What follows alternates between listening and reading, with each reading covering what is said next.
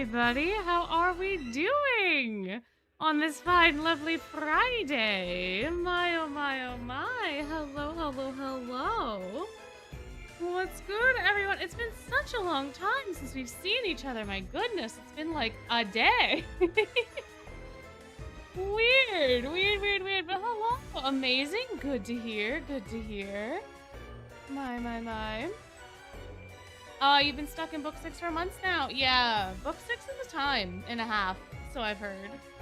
But we started playing just like a month ago. It was during the summer. Ah, yeah.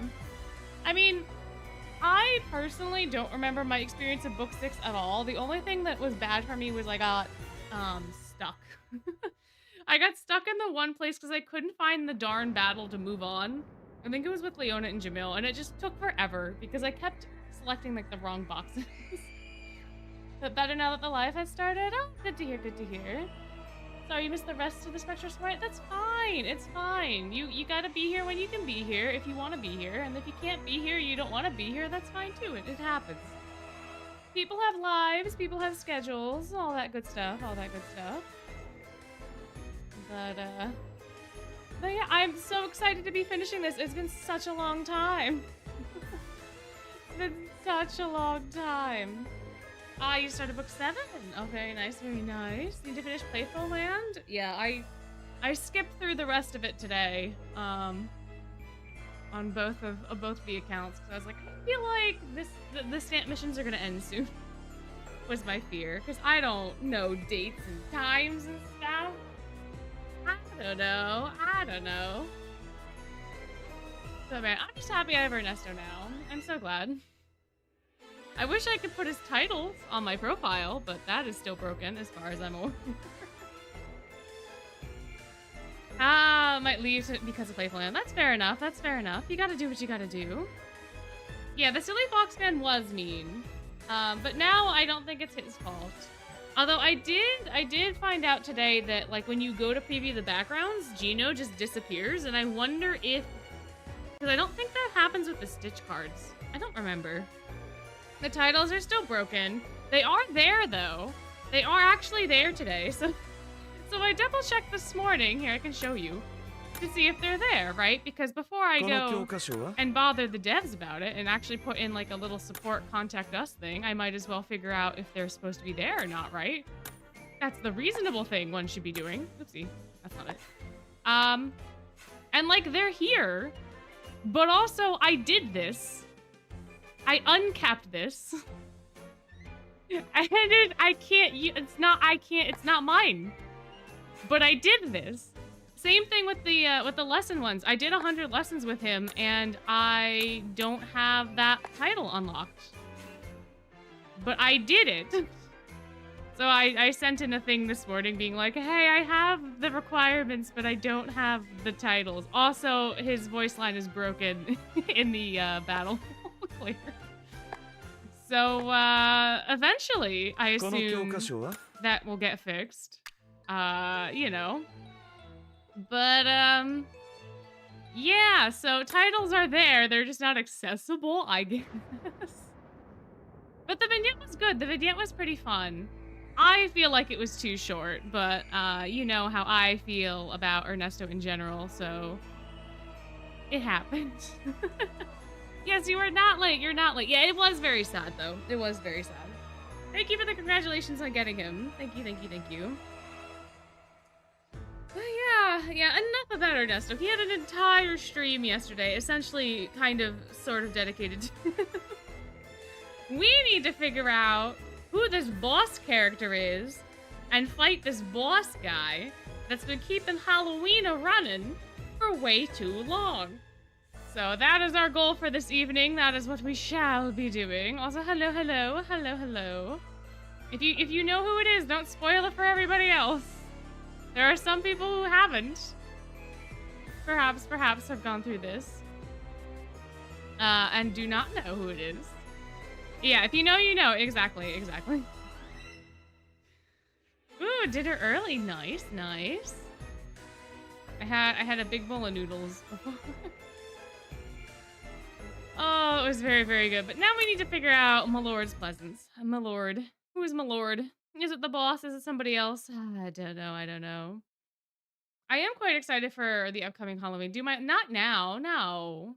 No, we can't do lessons. We're already in chapter 2. Also, hello. Oh, auto is on. Oopsie doopsie. Anyway, we're in this pocket dimension sparkling hall now. You're not that late. You literally just got in here. Right in time, right in time.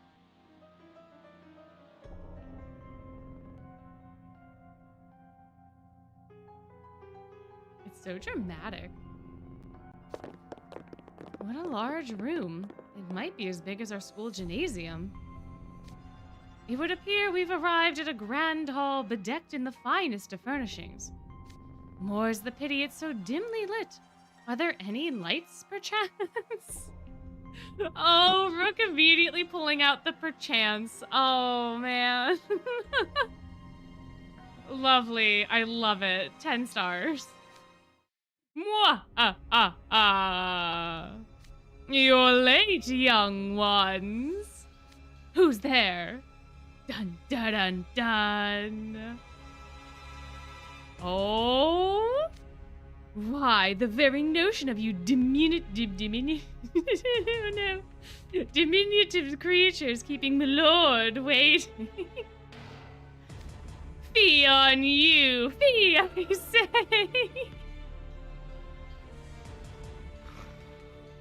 Oh, man. You can't just fee, Lilia. You can't just fee.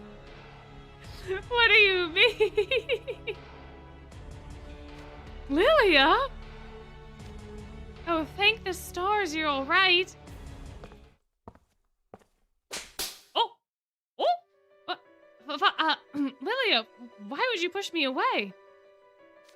Stay back and mind your place. You are in my lord's presence. My lord? You don't mean... Greetings, living creatures. I know that voice. Uh-oh. Uh-oh. Uh-oh, guys. Uh-oh. Everyone is shocked. Even Rook's putting up his hands. What in the world? Why is there a pipe organ music? And who's playing it? Look, there, upon the stage in the center of the hall. Can it be? Dun, dun, dun! You've kept me waiting for so long. The prelude is over and done, you know.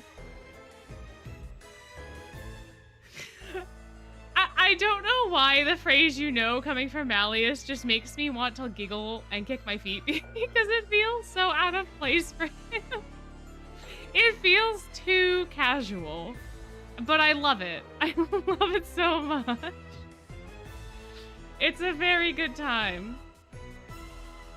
Malleus? My... And our first hydration break, sponsored by Sebek. Anytime you think of your liege, remember, you need to stay hydrated. Because if you're not hydrated, you're gonna dehydrate on that battlefield when you have to protect Malleus. So we need to hydrate now for Sebek's sake. Oh, goodbye, goodbye. Thank you for coming and saying hello. Oh, I can hang out here for a minute if y'all want to go get some beverage.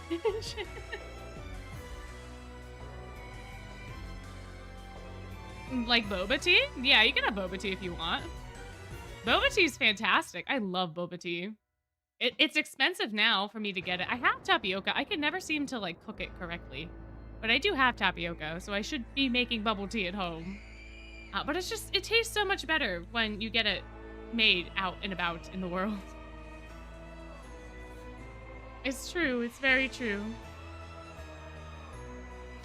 But you did manage to find your way here without a single one of you getting captured by ghosts.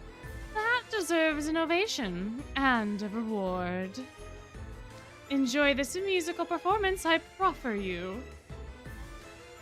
proffer? Is that a real word? Malleus, no, wait, you just said you know like a normal modern day person. And now you're gonna spit bars like proffer? Proffered, it's a word. Hold out something to someone for acceptance, offer. You could just say offer. The other definition as a noun is an offer or proposal. So you could just say offer. I don't know what is it more of a proper to use proffer instead of offer? Is it just old? Matt, he is gonna play the organ for us. This is true. Proffer's a more legal term. Oh, okay. It's more of a legal term. That's why, I guess. It is somewhat fancy, but it just makes me want to say offer because offer's in the word. You could save yourself some time by just saying offer instead of proffer. You have to put the pro in there. I don't know, man. I don't know. Boom. Boom. La la la la la la. I wish they put like actual organ music. That'd be fun. Dude, Malleus Draconia himself is banging away on that pipe organ? It was Malleus playing that music when we came in. A dramatic appearance playing a pipe organ in a grand hall on the bottom level of a dungeon? No normal person could ever pull off something so nerdtastically epic. Yeah, Edia's not wrong. This is legitimately like final boss territory. This is literally the unskippable cutscene right before you have to face the final boss. For sure, for sure. Amazing. Even the way Malleus Draconia flexes is on a whole other level. Welcome, one and all. I must thank you for so graciously accepting my invitation. Your invitation? So the boss the ghosts were talking about? It was me, of course. Then it is you who are the mastermind behind this unending Halloween? Why would you do such a thing? Oh, I guess we'll never know. Well, guys, that's it. That's the end. Guess we're not gonna get the exposition. I don't know. Or maybe we will. Who's to say? Who can say for sure? I don't know.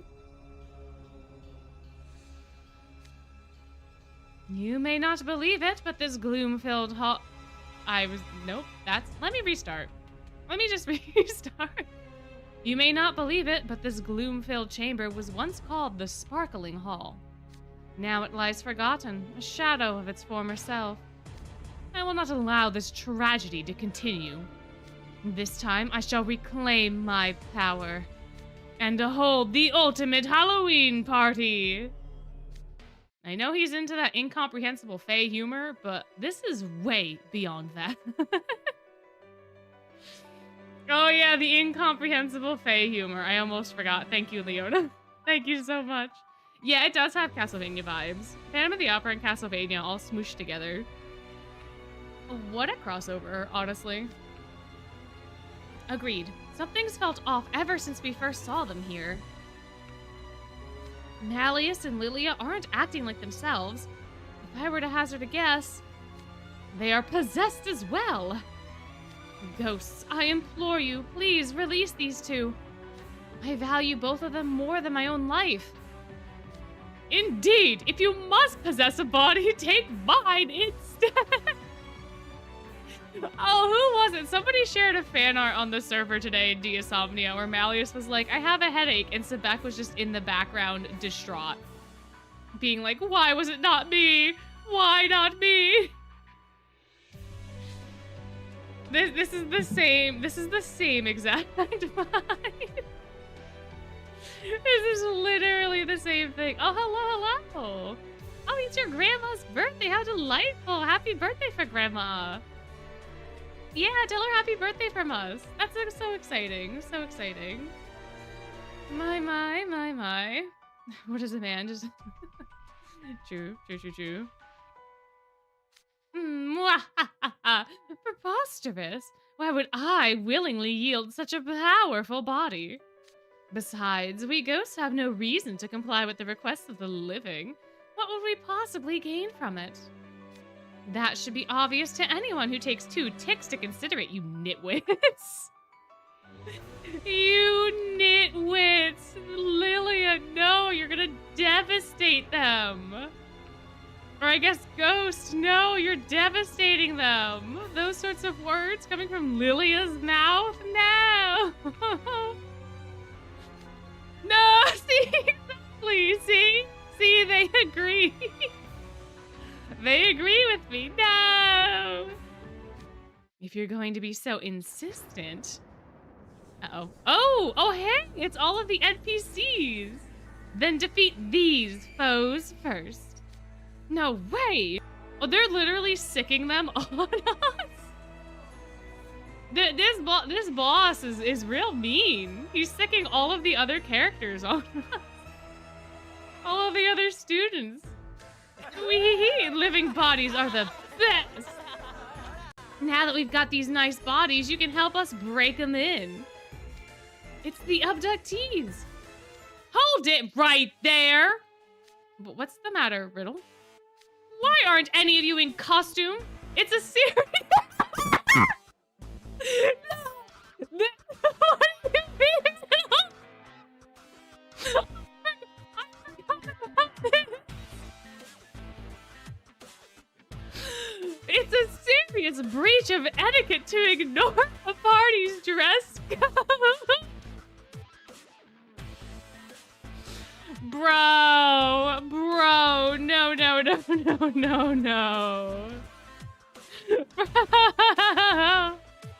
what do you mean? Yeah, it was Floyd, don't back him up. What?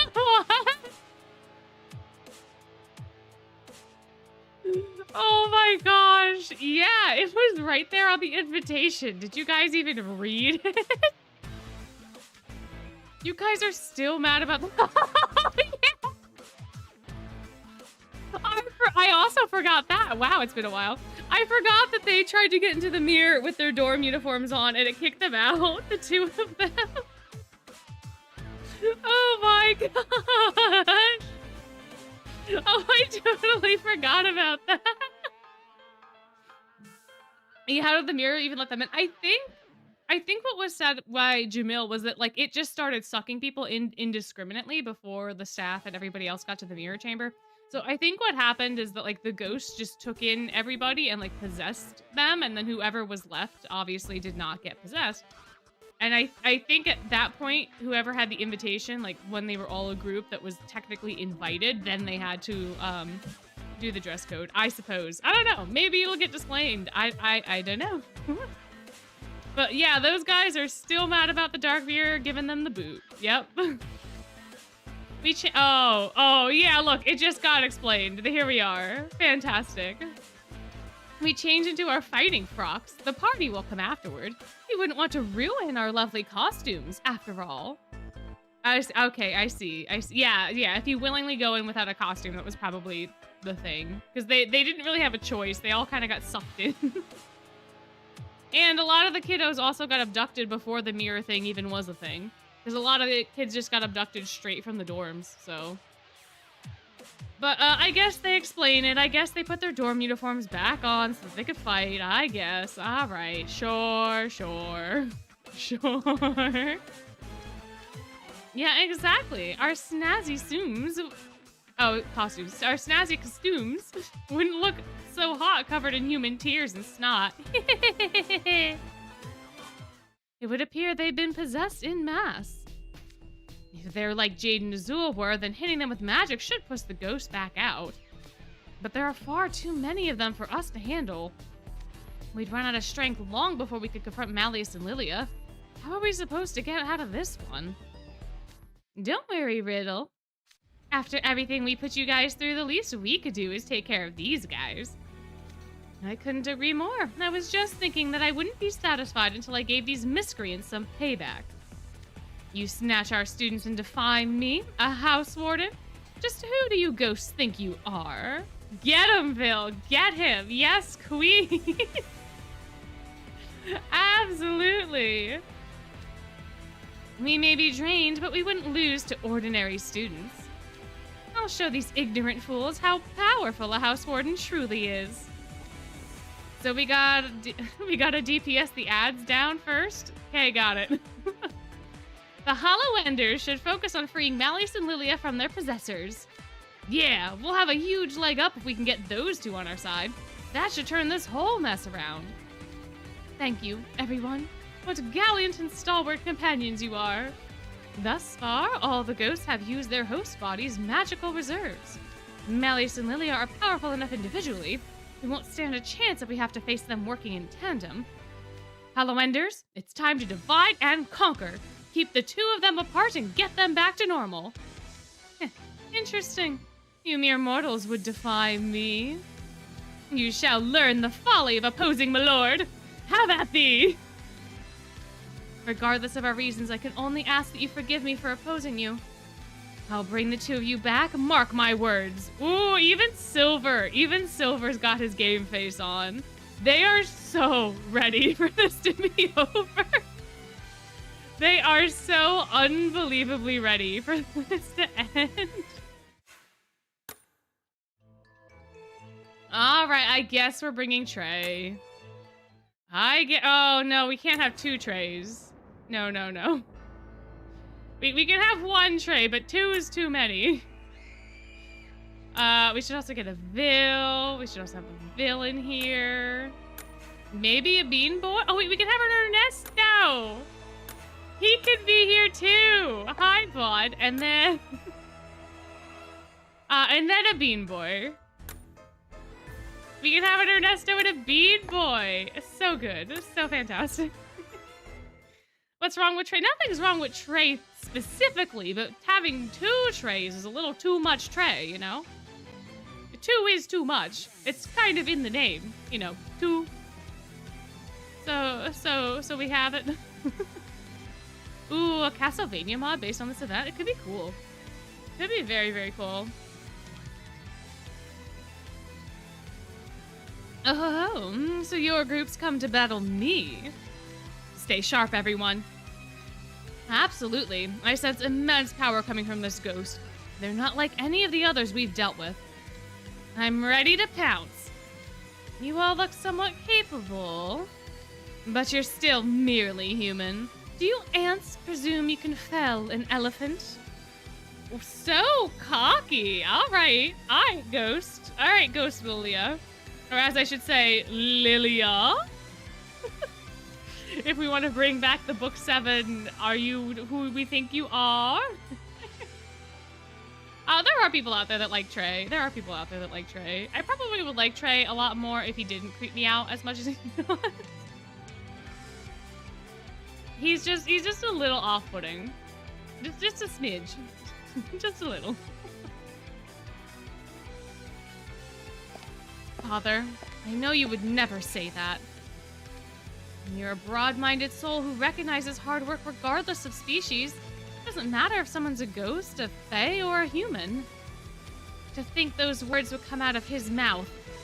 Ghost, I will not forgive what you've done this day. Oh, look at that look on your face. It's just priceless. Well, human, let's see what you can do with all that pathetic anger. Here we go! Oh, we gotta fight him now! Alright, what do we do? Not Ernesto right off the bat. Why don't we just do Floyd?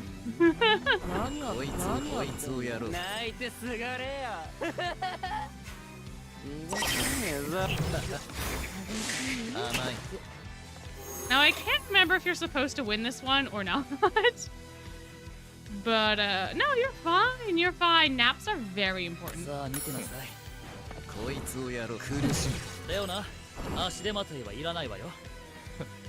誰に言ってんだ？こんなのお話にならないわ。これでしまいで。おいビル、ついてこい。私に命令しないで、レオナ。Yeah, you've not missed too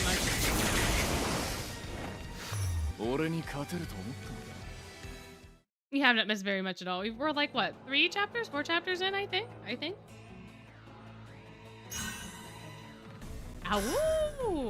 Uh-oh. Foolish human. No, it can't be.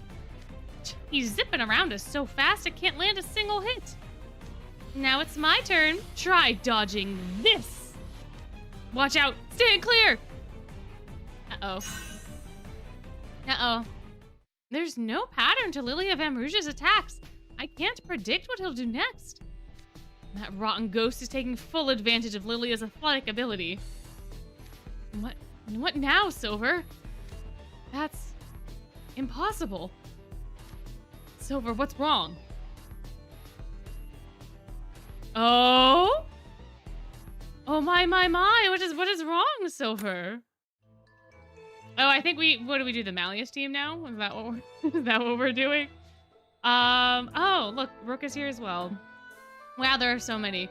Ooh, do we have any? I don't think we have any Halloween kiddos hanging out in the ether. No, that's clean.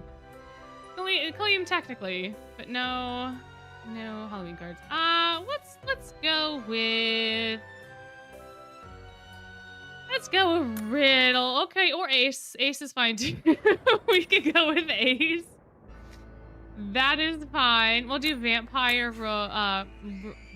Vampireville. Good lord. What is happening in my brain? Where is Vampire Rook, by the way? There he is. Why don't we take a Mal? We could take a Mal. We need water fire. Water fire.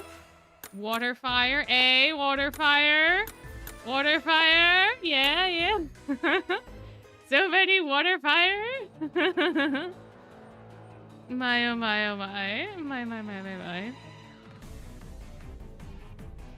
All shall return to Ace, I guess. I would be a poor host indeed if I didn't show my guests proper hospitality. Come, challenge me whenever you wish. Or whatever way you wish. Oh. We could take him on however, huh? Alright, cool. Huh, this is the perfect opportunity to beat you senseless, fair and square. I'll gladly take you up on that. What? I would never condone such a barbaric act. Dude, this is not the time. Thank you, Ace, for being a voice of reason in these trying times. Would you rather let this ghost possess Malleus forever? Well, no, but he's just gonna keep playing that pipe organ while you're waffling back and forth, you know? Oh, how iconic! The Malleus is just playing the organ. It's like, you want to fight me? Sure, just come up here and have at me whenever you want to. And he's just unbothered, completely unbothered. Just do. Oh, way on the pipe organ. Oh my god. My goodness. Yeah, I guess he's been playing the organ this whole time. So this whole time that Lily has been fighting, he's had like dramatic boss music in the background. I would listen to Malleus play music forever if I could. Confound it. All right, another sippy sip from our favorite hydration sponsor, Sebek.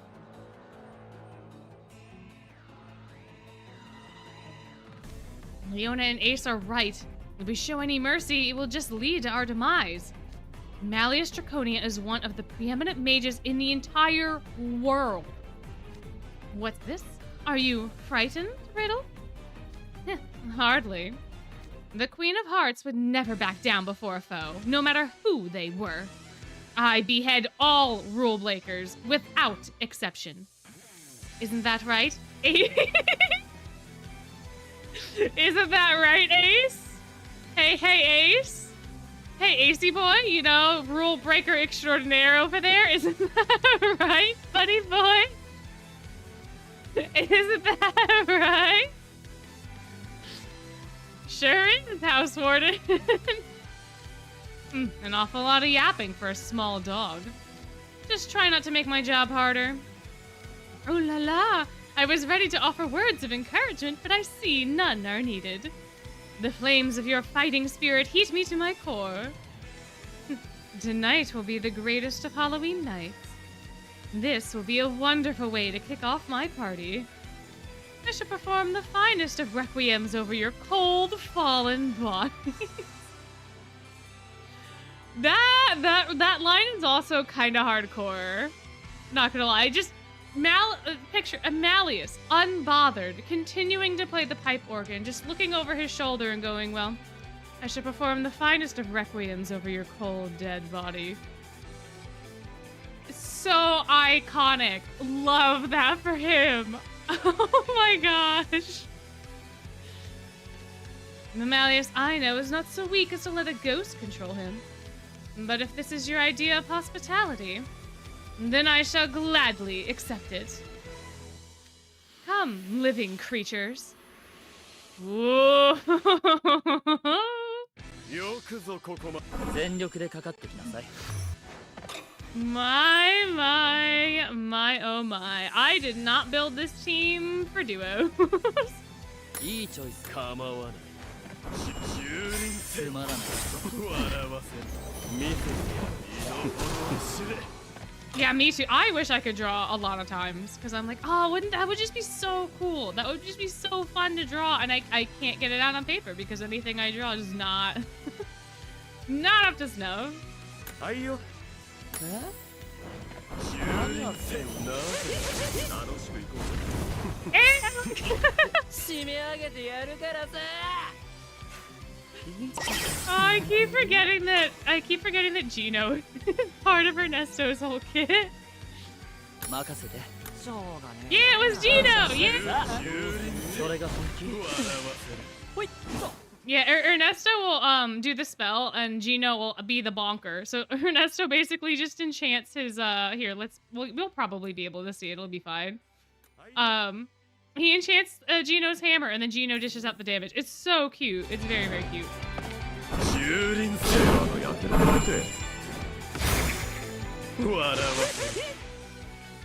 ちょろいかもだった。楽しく行こうぜ。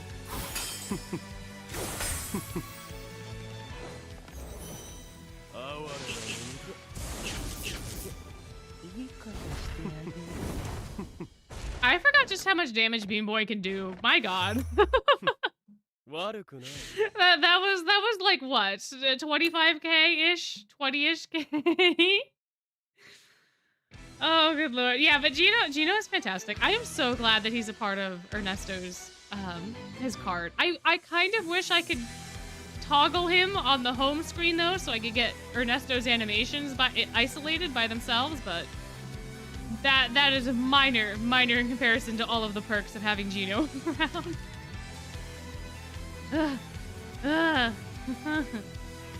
Okay, but seriously, that dude's a beast. Of course he is. What did you expect? He is Malleus Draconia, Briar Valley's heir apparent. And another sippy sip from our hydration sponsor, Sebek. And an ad break, also sponsored by Sebek, apparently. Take your zippy zip. I'm also gonna go turn on a fan.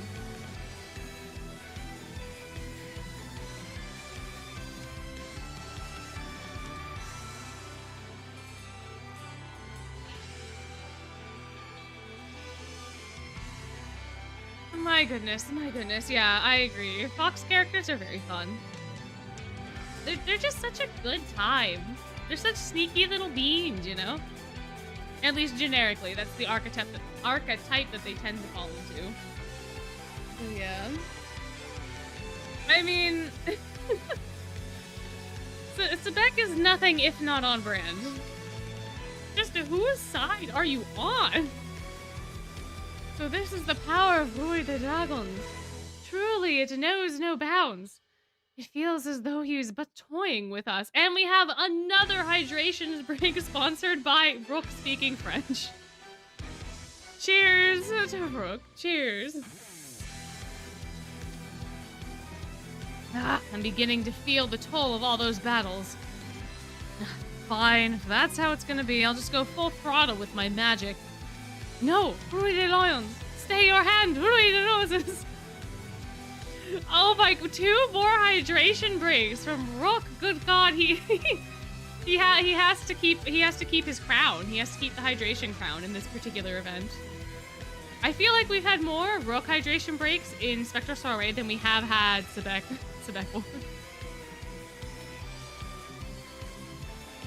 We must all return to school in sound health. You cannot risk an overblot. Indeed, there's no need to take that risk, King Scholar. King Scholar? Know our names, do ya? Yes, from hearing your friend say it just now. Oh, is that you heard it from Mr. Ghost to Mr. Boss Man Ghost? Mr. Boss Man Ghost, uh-huh. But I called him Rui de Lions. Uh-oh, uh-oh. I think I smell a rat. Silvernose not here though. How could you smell a rat? Leona. Uh-oh, not the sweat droplet. Uh-oh. Milord! Lilia in for the save. Lilia in for the save. Lilia? If he's made it over here, that means he got past Silver's group. One was bad enough. Fighting both of them at once sounds like a nightmare. This might be it for us. Yes, by all means, weep. I'll turn every one of you into ghosts. Don't worry now. It won't hurt a bit.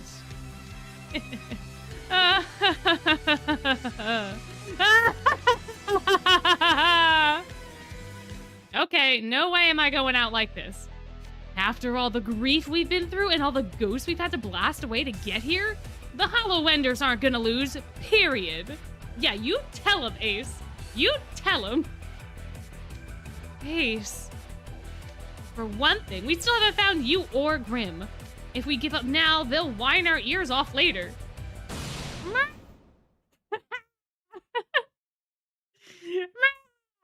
Oh my gosh, Grim, what the hell are you doing here? The Grim jump scare is real. Yeah, Grim will be all like, and then... Grim? You're okay? Of course I am. You look more than just okay. Your fur is has a little more luster than usual. Uh-oh. Why'd you have to jump out like that, Grimmy? Things were just getting good. Ah, shut it. I'm so hungry. I can't take no more. My stomach's gonna eat itself. We brought so many sweets that you ate every single one of them. Your stomach is a bottomless pit.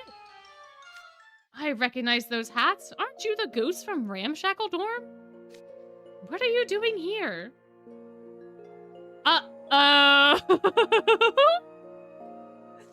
My oh my, Grimothy, Grim. What are you doing, buddy? What are you doing, bud? It is truly defying all logic. Guys! Ah, it's Silver and his merry band. Are you all right? You look terribly exhausted. We are. Lilia put us through some intensive training. Training? I need to tell you something. Lilia isn't possessed. What? What do you mean, Silver? Who could have possibly guessed this turn of events for Malleus and Lilia not being possessed? My flabbers are gasted. I am the shook. What do you mean? What? I knew at the instant we started fighting. I'd recognize Lilia's swordsmanship anywhere. But I mean, what? Yeah, I had a feeling. What's the deal with this 2-bit hoax? I was at first thrown off by his incredible magical aura, but no, Rui de Dragons is not possessed either. He is still Malleus. Yeah, Rook I feel like could tell immediately when the battle started, because Rook didn't have quite as dramatic a reaction as everyone else in the group to Mal. Yeah, you're at 6s and 7s. I know. Yeah, Lilia was sus, wasn't he? Had a feel. Leona's just covering his butt. That's all. What? But that can't be. Malleus? Oh, another a sad hydration break from the sad crocodile. I can see the jig is up. How disappointing. I was hoping to have a bit more fun. What? So this was all an elaborate act? What about the kidnapped students and the unending Halloween? Why would you do this? It defies all logic. I demand an explanation. Allow us to handle the explanations. I recognize those weirdo hairstyles. You're the ghosts who've been attacking us. Wait, whoa. Pump the brakes. We mean you no harm. Do hear us out. It's a bit of a long story. How dare you request anything after you dragged two great and noble persons into this mess? A moment, if you would, Monsieur Crocodile. Do you not see how serious they are? I don't think Sebek sees very many things, to be honest. My, oh my. The circumstances must have been quite extenuating. Let us hear them out before rushing to any judgments. It all started when the Night Raven College Halloween party was wrapping up. Ooh, flashback time, flashback. Exactly, the Rook of Reason. True. I feel like Sebek is taking this very, very difficult. Very, very hard. Night Raven College, as Halloween night came to a close. Ramshackle dorm. I suppose this will be the last I see of Ramshackle's Halloween decor. Shout out to everyone at Night Raven College. Thanks a bunch. No, thank you for sticking around and enjoying the festivities to the last. People are saying they're... How? Oh, wait, hold on. I was like, how the hell is Malleus hearing Vil and everyone else if they're all the way on the other side of campus near, like, Main Street? And Malleus is all the way... Does that mean that Malleus can hear things from that far away? Because when we're in the Halloween party scene, we see Main Street. And Ramshackle is nowhere near Main Street. I knew the Fae had better hearing. But good lord, I didn't think he would be able to hear from that far away. Soon Halloween would be over. Wow, we're too late. What are those voices I hear? Sniffle, sniffle. Who was that crying in the shadows of Ramshackle dorm? Sniff sob.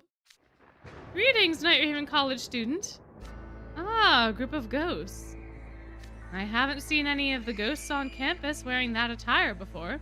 You're not from around here, are you? That's right, we hail from a faraway land. We traveled all the way here for one thing and one thing only. Halloween at Night Raven College! You wanted to witness Halloween at our school? I'm afraid you just missed it. It's over. As callous as you are blunt.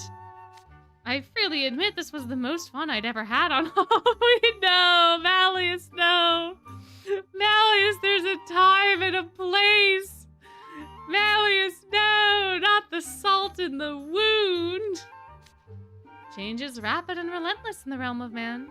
I doubt you'll see a Halloween as spirited as this year's anytime soon. Malleus! Malleus! Mal! Wow, now you're rubbing salt in the wound. Alas, if only we'd seen the post on Magicam sooner.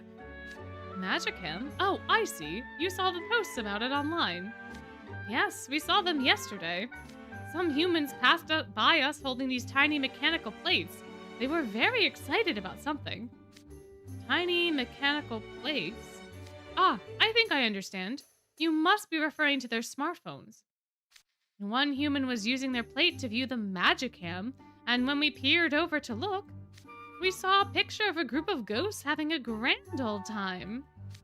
Seeing those ghosts having fun partying with humans, well, it just made me green with envy. We wanted to join in the fun too, so we decided to visit. That makes sense. Our ghosts were front and center during this year's celebrations. But ghosts are always the stars on Halloween. Would you not have had just as much fun in your hometown? You needn't insist on attending the celebrations here.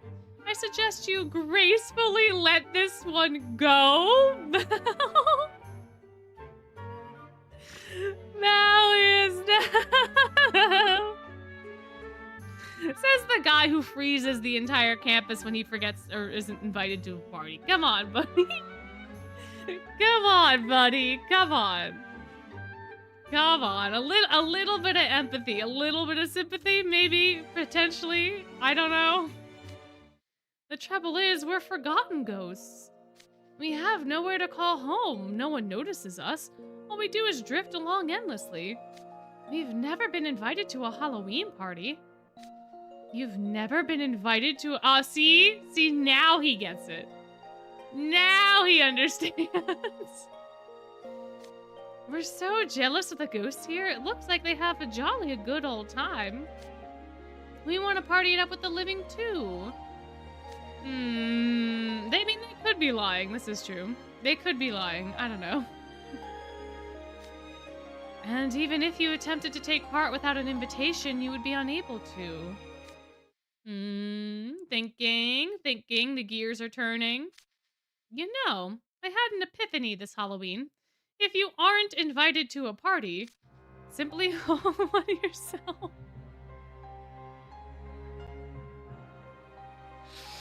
Have you learned nothing, sir? He's literally doing the exact same thing that he did in his dorm uniform vignette. But for the ghosts. Have you learned nothing? What? It's not too late. The students of Night Raven College love Halloween. I'm certain that if you invited them to a Halloween party, they would be overjoyed, even at this hour. Are you saying what I think you're saying? Yes. We shall throw a new Halloween party. A new party? But Halloween will be over in less than 2 hours. Yes, that's right. We couldn't even begin to put together a party in that time. And then we'll simply keep Halloween from ending. Of course, yeah, that... yeah, of course, yeah, no. What else could we possibly have done? What? Can we even do that? The school has a long-maintained and durable barrier around its premises. Combine that with enough power from ghosts, and it would be possible. Oh my gosh, oh my gosh. Yeah. My. Yeah, terrorist trending comes before this one. It is in the memory token, or the memory event, the flashback, whatever it's called, shop. We also did it on stream a while ago. So there are VODs of it too if you don't want to, if you don't want to spend the gems. But yeah, it leads up to this one. It's very fun, very fun. I think, like I said the other time, the two Halloween events are independent of one another, but they do kind of reference each other. So, like, technically you could have Terrorist Trending as its own encapsulated experience, and technically you could have Spectral Soiree encapsulated in its own experience. Because all that really matters between the two is that a party happened on campus at Halloween. Oh, you were writing that. Oh, okay. Cool. And if that's still not enough, I'll lend you my power. I will spare no effort to ensure that everyone can experience the joys of a Halloween party. You treat us so warmly, even though we're complete strangers, not to mention ghosts. Oh, how very kind you are. And that's how we got here. And that's how this happened. Okay. And that's the story. Malleus filled me in when he came back to the dorm. Naturally, I was on board. I reached out to the ramshackle ghosts as well. Us ghosts gotta look out for each other. We couldn't leave our fellow spirits all by their lonesome. And since it was gonna be a rip-roaring party, we invited Ramshackle's living residents to join us as well. No, my. And that's all she wrote. Nice to see you. You? Yep, me. How's it going, Ace? How's it going, Ace and Deuce and all of the people that care about us and that we care about that totally thought that we died, maybe, who knows? Oh boy. So you two chose to go to the Spectral realm? You bet we did. As soon as they told me there'd be good food, I was first in line. Yeah, that tracks. Sheesh. You guys even have any idea how worried I was? Aw, I just wanted to help Morton out. I just wanted to help out the baby boy. Seriously? Okay, after this, we're gonna have a nice, long chat where you explain it all. Oh no, Ace is like, sit down right now and tell me what you've done. So you and the ghosts merrily wanted to throw a Halloween party? And that is exactly what I wrote on the invitation, and I know I sent Lilia to deliver it. Wait, you mean the card we found at Ramshackle was something you penned, Malleus? Ooh. Ooh, is somebody gonna takesy-backsies their comments on its boorish design? Is somebody gonna do some takesy-backsies on all of the compliments they had? Or rather, all of the insults they had for the invitation? Is that what's going to happen, Mr. Becky Beck? Also, another sip. Another sippy sip.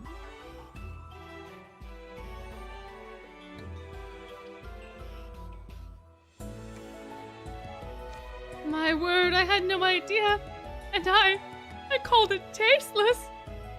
I, Sebek, do hereby offer my deepest and humblest apologies.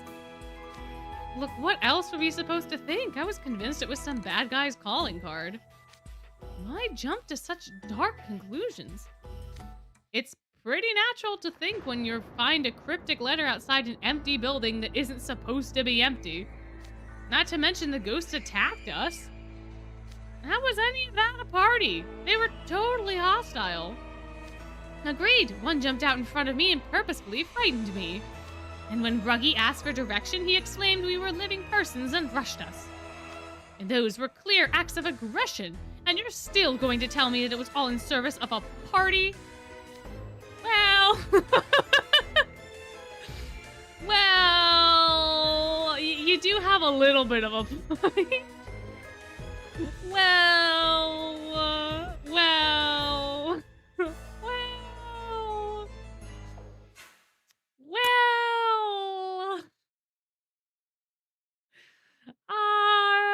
you know, yeah, they did kind of fight. We thought you'd enjoy it. That's not really an excuse. You did? You kidnapped our school's entire student body and you thought we'd enjoy it? But we heard that was all the rage among the living these days. We thought you'd like solving puzzles, escaping enemies, and going on a grand journey. We set it up to be an escape room. Okay, the point of escape rooms, though, is that you consent to being locked in and solving the puzzle. I really had that much of a time to consent.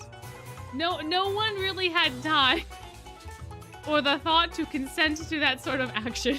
So, like, a well-intentioned, but also... an escape room? Oh, we talked about those in the ghost town. So I was actually close to the mark, huh? I don't know, it wasn't easy to figure out. It was all a game at that point. We got a master puzzle solver on our team who could probably agree with me. I I've never experienced an escape room before. If I had, I know I would have caught on immediately. I can't believe I fell for it. Oh, my. My goodness. My goodness. And there it is. I bet Riddle's gonna be up all night working through that one. What about when I heard Lilia scream? That was a hint in itself. The ghost bespelled everyone else and took them out through the windows. None of the students made a sound. And yet my scream alone pierced the silence.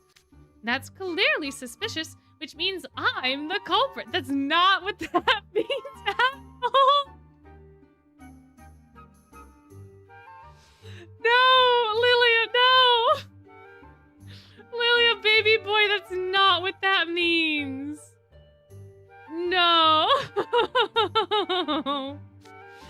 I mean, it was really sus and not something he would say at all, but also that's not. I screamed in front of your room on purpose. Did it give you spine-tingling chills? I knew that didn't add up. But, Lilia, I would never suspect you of anything. Whatever your intentions, you both went too far with this.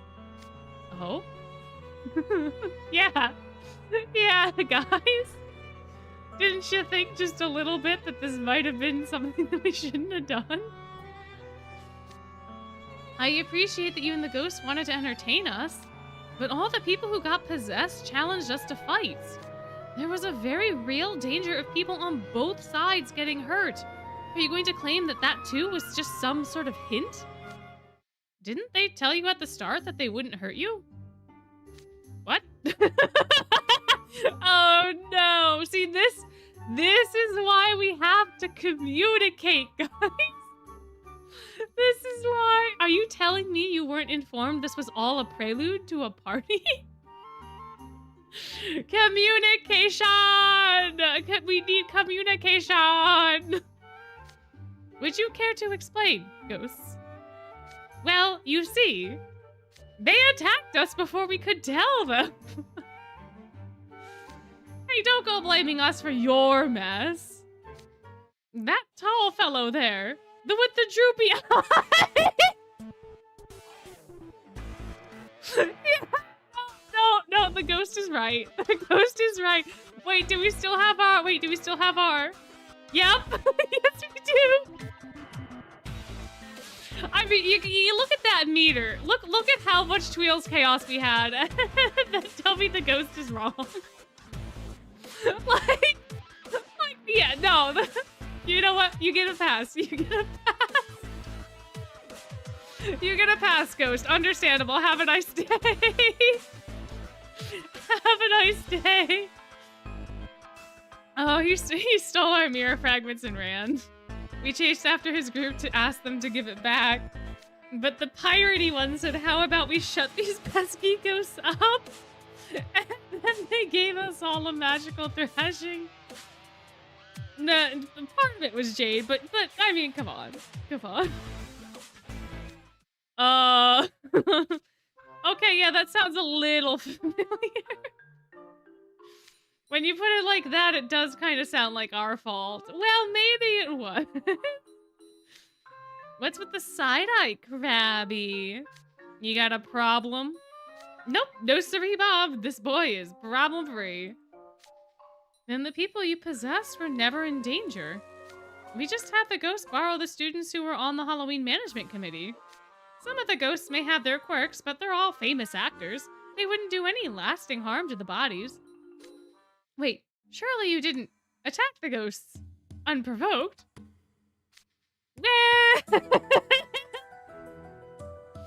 Well about that. Oh, my. Yeah. The ghosts were very, very much aggressive, being like, ooh, we're gonna take you to the boss. Ooh, we're gonna get you. Yeah, no. Yeah, we totally did. Floyd, don't admit. I was positive they were hostile, and I'm pretty sure the others saw it the same way. was only logical we would fight them. I mean, I thought attacking them was the only way to get everyone back to normal. And you call yourselves the youth of today. I thought you youngins were tech savvy enough to know you can't just smack stuff to fix it.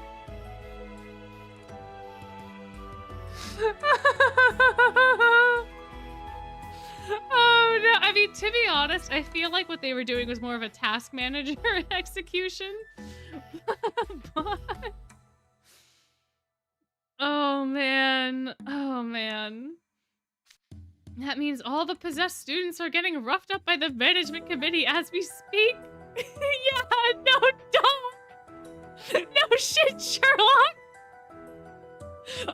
Are we not all in the same room? Are we not all in the same room? Are they not fighting you in the same room? Where are they? This is a revelation. Where are all the kiddos if this is a revelation to you? Oh dear, I'd better go check on them. Grim, you help me clear things up, would you? Wow, quit tugging on me. Oh no, yeah, I guess they're in another room. I guess they're separated. I guess. I was under the impression it was one giant ballroom, but I guess they're somewhere else. Oh man. It would appear our plans have gone awry. I was asked to pretend as though I'd been possessed by the ghost of an evil emperor. That explains the pipe organ. You really went all out. They told me you were to take in sights around the spectral realm first, then you would come here for the party. Technically, that did happen. Technically, that did happen. I certainly didn't expect this would cause you such grief. Allow me to offer my apologies. Our peers had been taken. A mysterious invitation popped up. We were whisked away to the spectral realm and a bunch of ghosts threatened us. The evidence clearly pointed us in one direction. On the one hand, we were slow to reassess those initial impressions and quick to use brute force. It would be unfair to lay all the blame at Malleus and the ghost's feet. It just goes to show violence is never the answer. Wait, was that what you two were trying to teach us all along? Oh, Silver, you sweet, sweet baby baboon. Oh, Silver, no, I don't think that was the moral that they were trying to teach everyone. Oh man, oh my. Silver, you have too much faith. How can you be so charitable? There's no way that's true. What about the mirror fragments? Were those another hint? No, we actually do need those. I sent the ghosts to gather them, but you all have brought in quite the haul. It must have been rather difficult to find that many. I commend you. Yeah, find that many, yeah, sure. I don't have the heart to tell him I got most of these by tricking Silver and stealing them from ghosts. We do have the correct number. Now we'll be able to hold a grand Halloween party. What do these fragments have to do with it all? Yes, I've been wondering their purpose myself. I wonder. We'll have to see right after this very short ad break. But yeah, pipe organ for me is also very like a vampire, Dark Souls, Phantom of the Opera sort of thing. I would have never thought like evil tyrant and pipe organ together. If you confess to bullying Silver, you won't survive the night. Yeah, I know, yeah. I agree. Yeah. Jamil's gonna have to just carefully sidestep this one, I think. I fear for him. For all of them. Yeah, it's really Phantom of the Opera-y. That's how it feels, anyway. Which, Mal is a great kiddo for that, for that sort of moral sort of thing happening. What have you. Words. Yeah, Silver didn't notice either. He's gonna have a completely different, like, story to tell based off of it. Was Leona right? Are you trying to piece together some hinky magical artifact? Very well. I shall reveal unto you the truth. Come, mere fragments. Return to your proper place. Revert to your proper shape. Let the sparkling hall be revived here and now. Whoa! It's so blinding. I can't see a thing. Look, above us. It's a disco ball. Who would ever thunk that all of those little tiny shards would make a disco ball of all things? A disco ball! So sparkly. Indeed, this is the Sparkling Hall's true form. Or at the very least, it's how the ghost described it to me. This is my first time seeing it as well. It's something of a social spot for ghosts. Once upon a time, this hall was a vibrant place filled with light and never-ending laughter. But one day, a few ghosts got carried away and climbed atop the chandelier to hold a duel. And their wild attacks caused this sparkling orb to come crashing down. Oh, the sparkling orb, huh? Oh, did they not? Wait, no, this would predate disco. This orb would predate disco. Yeah, no, Mal's correct. Mal's correct, yeah, because if this has been here for, like, millennia, it would predate disco, so it technically wouldn't be called the disco ball. It would, in essence, be called the sparkling orb. No, he's right. He's on to something here. When it shattered, its pieces flew across the spectral realm. No party was ever the same after that. Over time, the ghosts stopped congregating here and the hall fell into disrepair. The ghosts had given up on finding the broken fragments, but I sought to ignite their passion once more. I thought if I invited enough ghosts and told them they needed the fragments to attend, they would gather scores of them. Sorry to just cut in, but I gotta clarify something.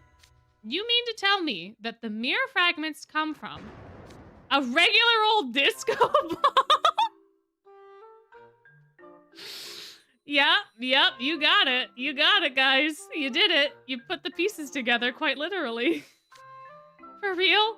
Didn't one of us go on and on about them being part of some bad news artifact? Talk about crying wolf. Definitely wasn't me. But I do recall someone putting on a whole let's get serious now speech over how mirrors connect two places together. Just forget that. All of it. Eject it from your brains. I mean, a disco ball is whimsical, no? Isn't a disco ball whimsical? I've seen on, like, Instagram and stuff, people making sharks out of, like, disco ball. Like, they make a paper mache, like, shark, and then they tile it with the disco tiles. I kind of want a disco shark. That's, like, a project that I really want to do. I would very much like a disco shark to be hanging from my ceiling. Low-key, high-key.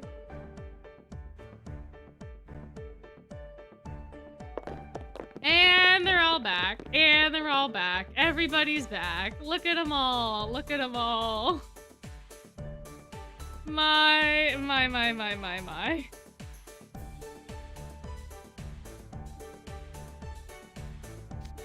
Gracious, were those students ever fired up. Talking them down was no mean feat. I was pretty worried how things were gonna shake out. I didn't want to fight the rest of my dorm. I'm sure glad you and Grim came to help. You were so quick to step into the center of the fray. I wondered if you were eager to join the ghosts in the afterlife. I didn't step in, Lilia shoved me. When I came to, the first thing I saw was my house warden, his face alight with anger. He was so terrifyingly beautiful, I thought I was going to swoon. I'm gonna have nightmares about our house warden stomping all over us. His cat going laundry for him. Oh my gosh. Yeah, that tracks. That tracks. Oh my, yeah, we did. Typical dorm behavior. I was informed that was the only way to get you back to normal. It was far from my first choice. Some of them recovered the hard way by getting the sense beaten back into them. But it does seem all students are back to normal now. What of the ghosts who possessed them? Oh, look! The disco ball's fixed! I never thought I'd see it sparkle again. Things feel more festive already. Yeah, now we can throw the best Halloween party ever! Oh. Let me guess, after all the trouble we've caused, the last thing you want to do is party with us. Uh-oh. Uh-oh.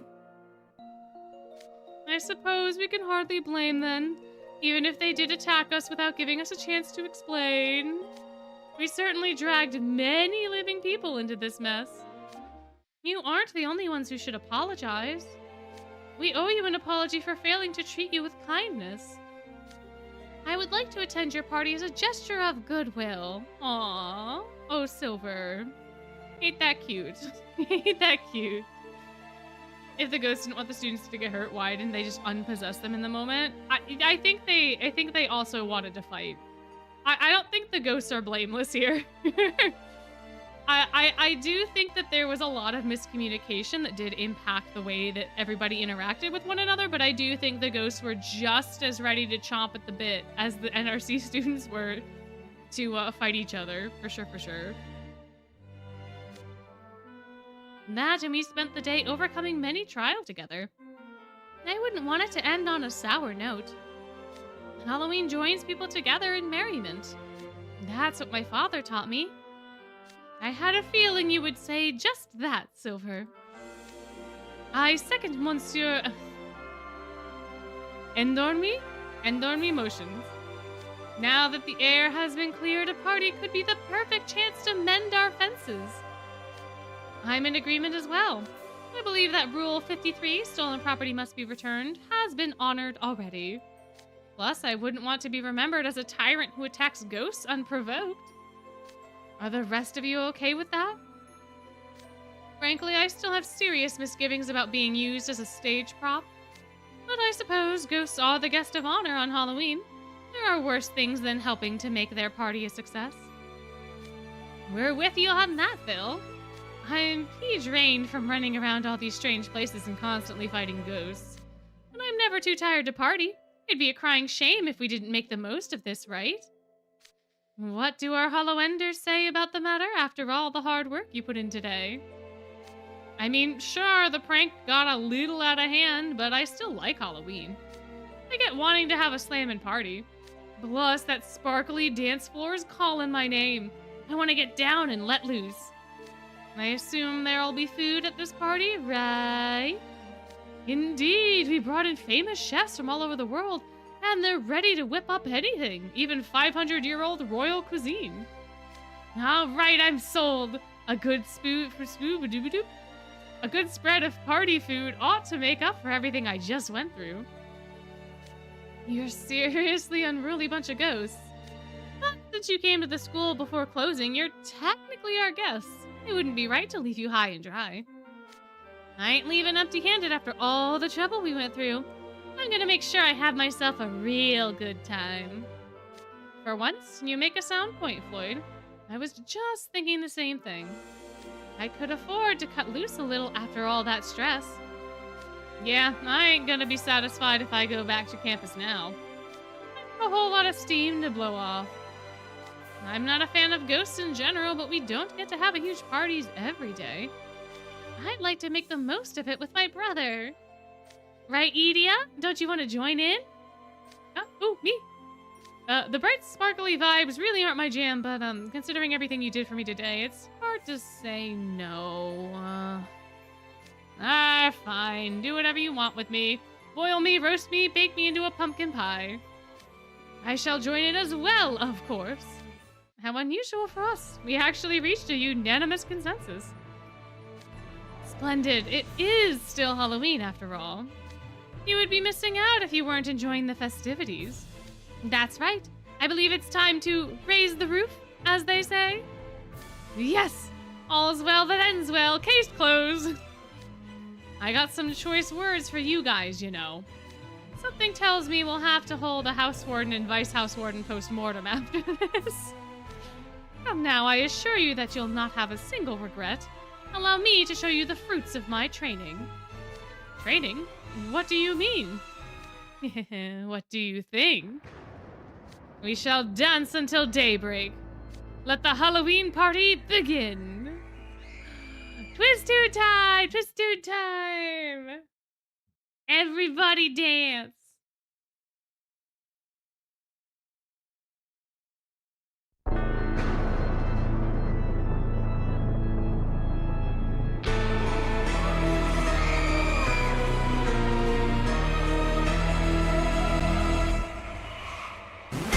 素敵な時間だね。踊り明かそう。これは寝ている場合じゃないな。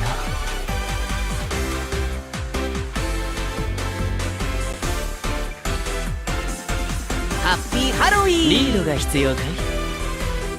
ヒューヒュー。楽しい。悪くない。楽しいな。たまにはこうして踊るのも悪くない。ハッピーハロウィーン。イエーイ。ブーン。トリックオアトリート。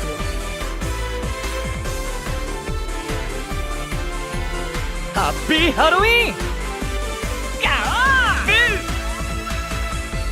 ゴー。次は誰が私のパートナーになってくれるかな。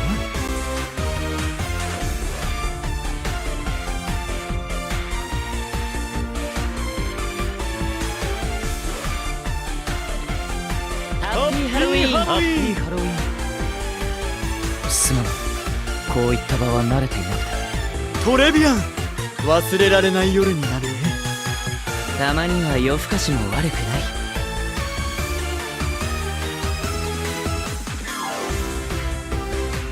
盛り上がってるな。たまにはこうして踊るのも悪くない。実に爽快。イエーイ。次は誰が私のパートナーになってくれるかな。イエーイ。ゴー。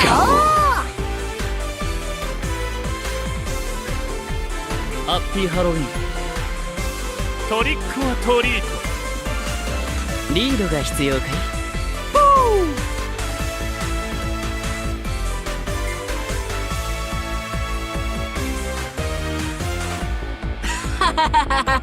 ガオー。イエーイ。ガオー。フーフー。いい夜だな。キューキュー。トリックオアトリート。俺と踊ってくれるのか？君と踊れる栄誉を私にくれないか。僕と踊るのは君かな。ハッピーハロウィーン。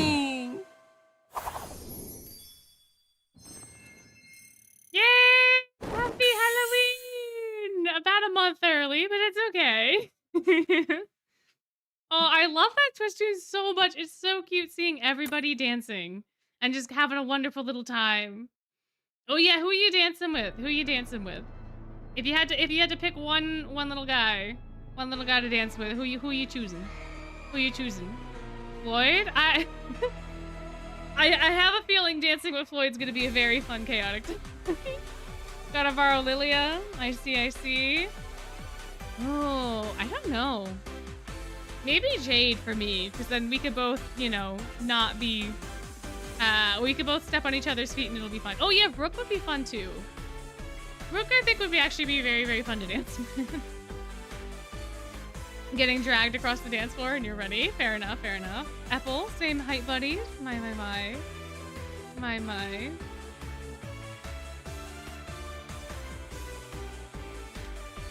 This part remains quite challenging to play. How could I, of all people, struggle so? Nonetheless, it's great fun to play. This is a beautiful piece that's also quite fitting for dancing on Halloween. Whee! Dance with me next. You're on, let's roll. He makes it sound like a sparring match. I never imagined I'd dance the night away with ghosts under a disco ball. The table's piled high with food and everyone's boogieing down on the dance floor. This rules! I wish to borrow could be Halloween too!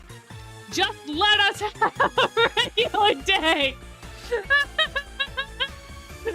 They're like, like hell no. Grim, do not speak it into existence. How many centuries has it been since I laughed this much? I haven't had this much fun on Halloween since I was alive. The party's not over yet. We dance till dawn. Oh, hey, sea lion. Got a spot on your dance card for me? I hear you can really bust a move. Sharksucker told me all about it. Ruggie needs to stop opening his big mouth. Floyd, you put me through the ringer today. Now, I'm not the type to hold a grudge. What's done is done, and there's no use griping about it. But stay out of my sight. Yeah, Floyd, this all started because you picked a ghost to fight with the ghost. Same goes for you, Spiky. You always get carried away and shoot your mouth off. What? Pretty sure I'm a victim here. Man, look at Deuce and Grim and you just happily dancing away. I feel like a total chump for rushing to their rescue. Now that you mention it, I seem to remember you getting a wild glint in your eye and shouting, "The Hollow Enders aren't gonna lose, period." Huh? Did I say that? You said something that cheesy? Oh man, that's hilarious. What, did you get all hepped up because you thought Sea Slug was gonna beat ya?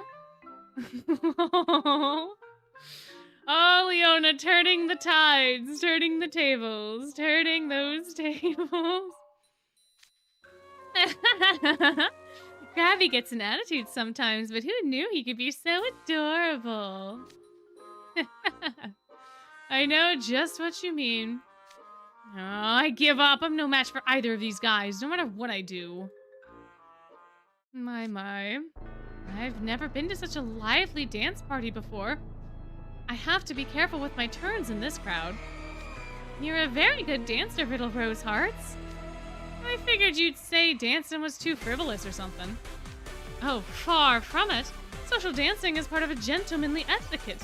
I've mastered it, of course. But our journey has hammered home how much more there is for me to learn. Since you both taught me so many new things today, I shall offer to lead you in a dance. Really? I have never done ballroom dancing before. Upper crusty dances with set steps aren't really my bag. But once I've sampled every dish here, I may just take you up on that. Might as well enjoy the party, right?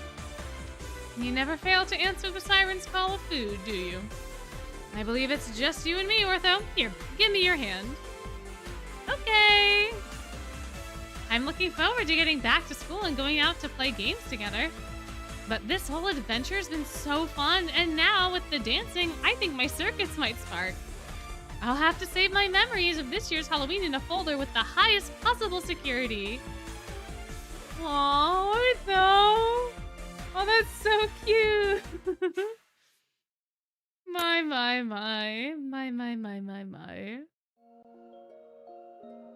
Uh-oh, the sad music's back. Silver. Hello, Father. Are you done performing? Mm-hmm. I let a ghost take over playing the bass for a spell. A ghost who can improvise on your 5-string bass? They must be quite the musician. I'm sorry, Silver. Huh? I didn't realize you would worry about me as much as you did. Oh, that's what you mean. I know how strong you are, Father, and I'm aware of how inexperienced I am. But I'm always going to worry about you. No matter how strong you are, you're still the only father I have. Silver. What a model son you are. I'm positively verklempt. Who could have ever raised such a wonderful boy? Oh, yes, it was me. And while I'm at it, Jamil! Oh, hello, Silver. Taking a break from the dance floor?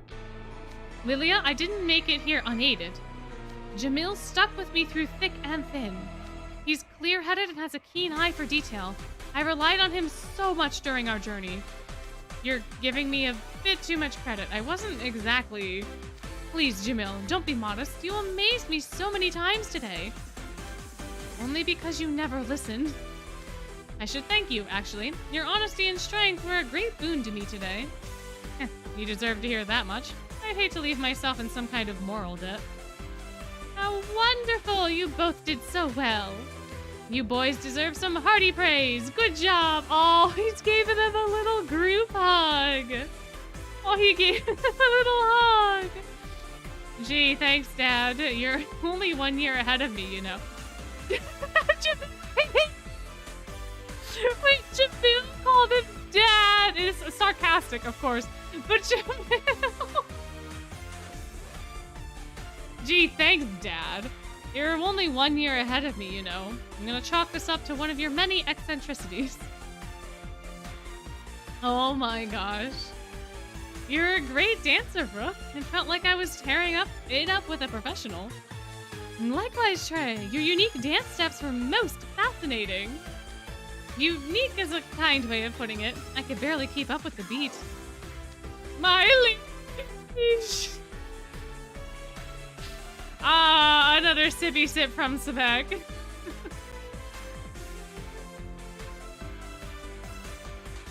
We can drink his crocodile tears of joy.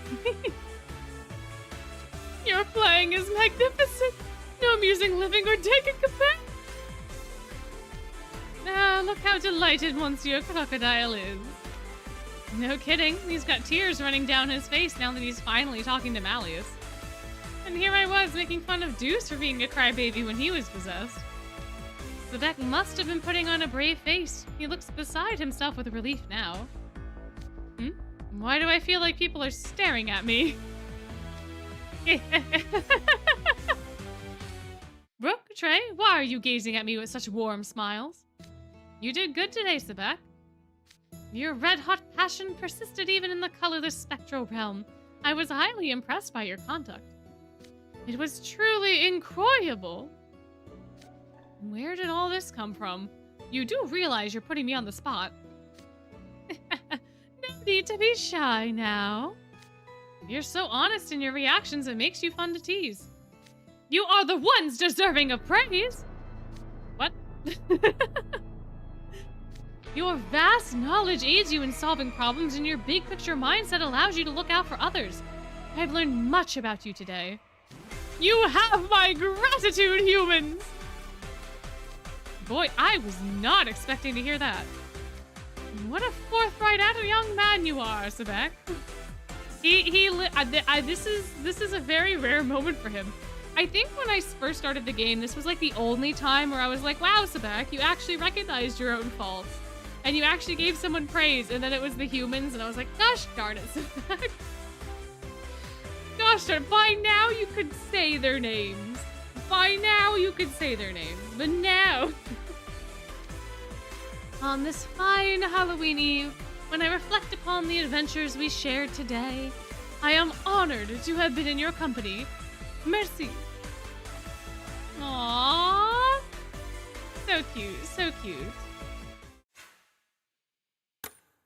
Oh, wait, that's another French sippy sip. My goodness.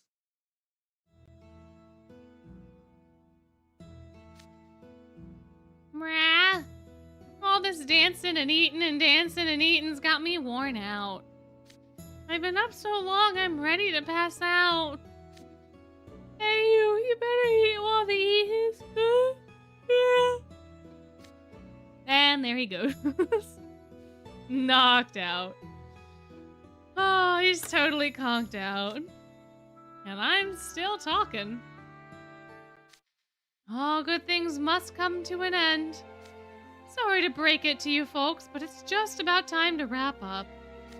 We're tuckered out after all the work we did. I think I'll sleep until next Halloween. Tell me, ghosts, did you enjoy your party? Oh, absolutely! This is the most fun I've had on Halloween since I was born and died. We quite enjoyed the evening ourselves. As sad as it is to close our fit, there is no parting more beautiful than one where you wish you could stay for longer. Thank you for the rare opportunity you've given us. No, thank you!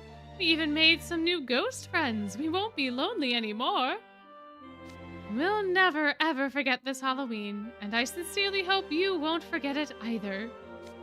We'll see you again someday. You can count on that. Farewell! Goodbye, ghosts. Oh, there they go. Oh, there they go. And with that, I believe it is time for us to return to our world. Do you know the way back? But of course. Look to the disco ball above us. Keep your eyes on the ball and... there. Oh, so it was a very important magical artifact.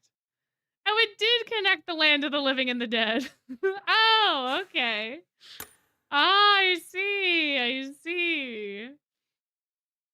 My, oh my. Leona was right, he was.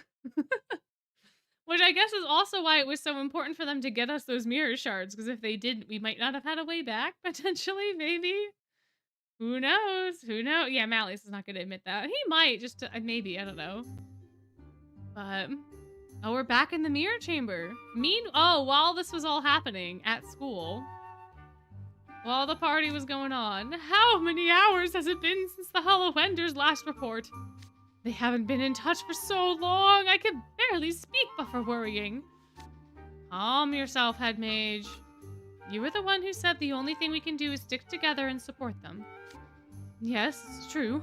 The school sealed off from the outside world. We're the only ones who can save them if something happens. We must band together and... Wait a moment. The school's sealed off, which means no one can enter. So if you all had gone home, you wouldn't have been able to come back. Why were you still on campus after it closed for the night? Uh-oh. Uh-oh. Uh-oh, SpaghettiOs. Well, you see, I just had an eensy-weensy bit of business to take care of, and yeah, that's right, we definitely weren't having a Halloween rap party in the mystery shop. No way. Vargas?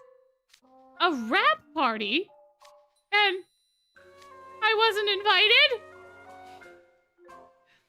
We weren't trying to leave you out. We were just so busy it was hard to find time to tell you. I was thinking I'd invite you later after things had settled down. Isn't that right, Lucius? I don't believe this. You were all having a diverting party without me? I see how it is. You thought having the boss around would spoil the fun, didn't you? Well...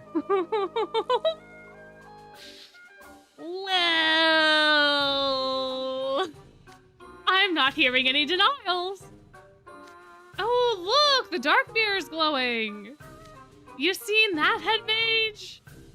Oh, it's all right. Perfectly fine, really. I'll consider it water under the bridge. See, guys, I'm so magnanimous. Hey! Hey, all the boys are back. All the boys are back. Oh, and you're also back. Welcome back, welcome back. Whoa. Hunt, silver, rose hearts. Ow, I fell right on my butt, and then Trey landed on top of me. Dude nearly crushed me. Ugh, there had to have been a less bumpy way back to make that jump. My, oh my. My. Look at them all go. Goodness gracious me. Goodness gracious. The others are coming through the mirror as well. Is everyone safe? Positively. I made absolute certain to return everyone to school. You did? What in the world transpired on the other side of the dark mirror? Oh, and the staff may never know. How many licks does it take to get to the center of a Tootsie Pop?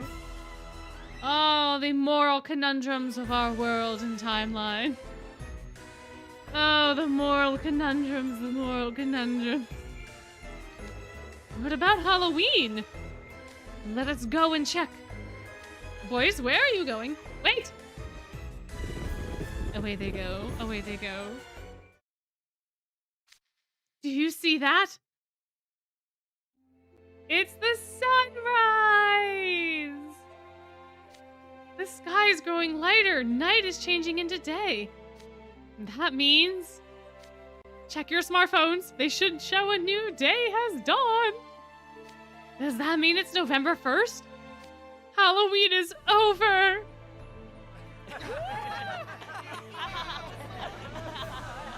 How it feels when you reach 6 a.m. in FNAF. Fair. So fair. So fair. My. I finally caught up with you. We are completely in the dark right now. Someone explain what's going on. What happened in the Spectral realm? What was the cause of the unending Halloween? What were the ghosts after? Did you take care of them? Well, it's a bit of a long story, and we all need to rest at the moment.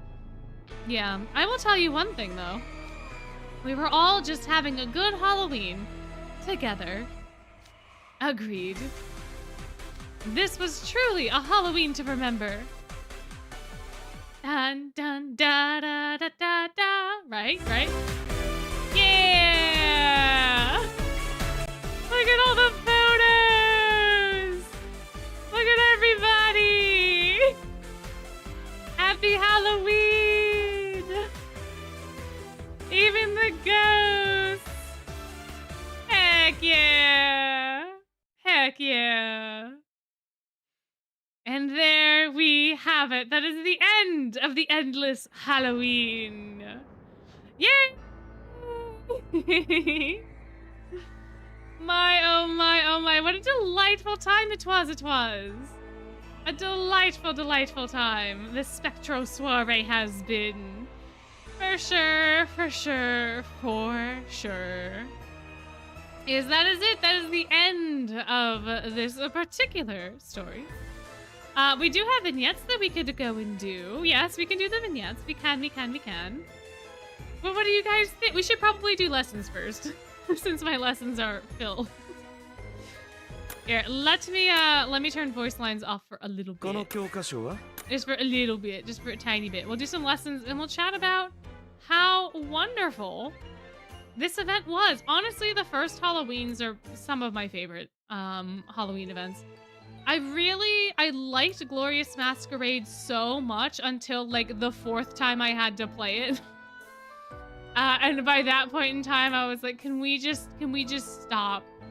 Can we please stop? I don't like this anymore. Playful Land I've not really been paying that much attention to yet again. But yeah, the OG Halloweens, like the first 2 Halloweens, the Terror is Trending and then this one, are just so fun. They're just such wholesome, good fun. They keep like the spirit of Halloween. They're very, very fun. All the outfits are very nice. Seeing everybody work together, very, very fun. Yeah, Lilia lost and won his dad title. Yes, absolutely. Yeah, we did go through the story quite fast. It only took us like, what, an hour and a half, roughly, to get through that last bit. The last bit, I think, last time people were saying was only going to take like an hour-ish to finish. So we were on track for that. We did indeed end basically within that amount of time. But, yeah, the Glorious Masquerade, I, like, legitimately do not understand why they reran Glow Mask this year. I don't know. New story speedrun, I guess. Yeah, Ernesto did smuggle Gino into school, for sure. He's just kind of here. I don't think anyone minds, though, you know? I'm sure he worked out some sort of weird special deal with the head mage. There's no way he didn't. He snuck onto campus and then he used his powers of schmoozery to stay on campus. For sure. Yeah, I mean, I like that they reran it so that people could get the cards, but I didn't like that they reran it because the story felt rushed, and now the Playful Land replay also to me kind of feels a little rushed, and because they're rushing so many things, a lot of stuff is breaking. And a lot of things that are being implemented aren't being implemented properly, right? Like there's issues with how Ernesto got implemented. Like his titles aren't available for some people have the birthday messages and some people don't, which I think might just be based on birthday timing. But like there's things that just like, things could be better and the experience could be better if we stopped rushing these random things and we just gave ourselves a little more time to implement the new or proper content for things. That's my 2 cents. And like Glorious Masquerade was nice again for people to be able to pick up those cards, and I think that they are definitely focusing on gachas that and like showcases that are profitable. I don't know why they are pushing so much this year for that sort of profitability, but the story aspect and then the resulting consequences of all the rushing and all of the shoving all of the things in all of the time is making the gameplay experience a little worse, in my opinion. Yeah. I haven't checked out Glorious Masquerade yet. I'll have to do that sometime. Yeah, Hunch, it's a very, very good event. Like, the story for it is fantastic. Like, if you haven't been exposed to the story, your first experience with it, it will be very impactful. I remember when it first came out, and I was just blown away, because Hunchback is also one of my favorite movies. The way that they incorporate the elements of Hunchback, but also make it a more PG-13 story, I guess is the best way to kind of put that for the game, given what it is, and given, you know, how they twisted Frollo into Rollo, like how all that stuff sort of works. It's great. It's great. You'll have a wonderful time. Yeah, that's my running theory as well. The platinum suits are really flopping, so they're just shoving a bunch of other showcases alongside them and like in place of them, more or less, to still get the Yeah, I think the Hunchback movie is also PG-13, but I think a lot of the themes that it deals with, while they are presented in a way that is acceptable for kids, are more mature topics. And there's a lot of controversy, I think, revolving around the film, given some of the topics that it covers and some of the ways that it covers it. So I think they did a good job of mitigating that with how they were able to translate those story elements for Glorious Masquerade specifically. That's more so what I meant, rather than the actual rating of the movie. But yeah, the Platinum Jacket series is definitely weak, and I think it did well in JP because it came out during the Platinum whole thingy-bobber. We're getting it like a year late, and I don't think anyone cares about the anniversary as much as they were during the anniversary. So there's that. There is that as well. But yeah, who should we start with? Who should we start with? I forget who I have. I forget all of the cards that I have. We can't talk about JP content. That is my one rule. That is my one rule. We should start with Jade. We can start with Jade. Well, it's not my one rule, but it is one of the rules. We try not to spoil as much as we can on these streams, just because there are people that have never played the game before, or have only played for a little bit and may not want to know these things. Yeah, you're fine. You're fine. Let us start with Jade. Let us start with Jade. Here. Ah. Hey, please, Jade, you've gotta work with me. I am sorry, Colleen, but I cannot make any exceptions. Sora's just out cold. Sora's just done. Oh, this is a total snooze fest. They've even put jellyfish to sleep. Do something funny, Goldfishy. Why am I required to entertain you? Oh, yeah, Jade is from Terror's Trending. You're right. It's okay. He's still a Halloween card. It's fine. It's fine. It's fine. I don't remember which ones are from which event. I really don't. Oh, I think, what is it? Rook is from this event. Riddle's from this event. Trey, Ace, Floyd. We can still just do, we're already in Jade's vignette. We can do it. Silver and Sebek. I don't have Silver's card, though. I don't have Silver's card. I don't have Riddle's card. I don't have Cater's card. I think I have all the rest of them, though. But Oh, White Rabbit Fest? White Rabbit Fest is also very fun. It's very Deuce-centric, but it has a lot of good moments.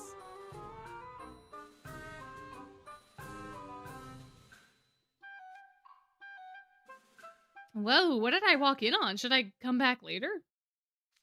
Silver and I are merely along for the ride. Pay us no mind. I won't be much longer, Ruggie. I'm just discussing the budget with Jade. As I have told you repeatedly, we have nothing to discuss. You simply need to produce it. Aw, don't be like that, Jade. Our guests will have way more fun if we make things extravagant. Kaleem, the budget is set for the entire school. Scarabia is not exempt from its rules.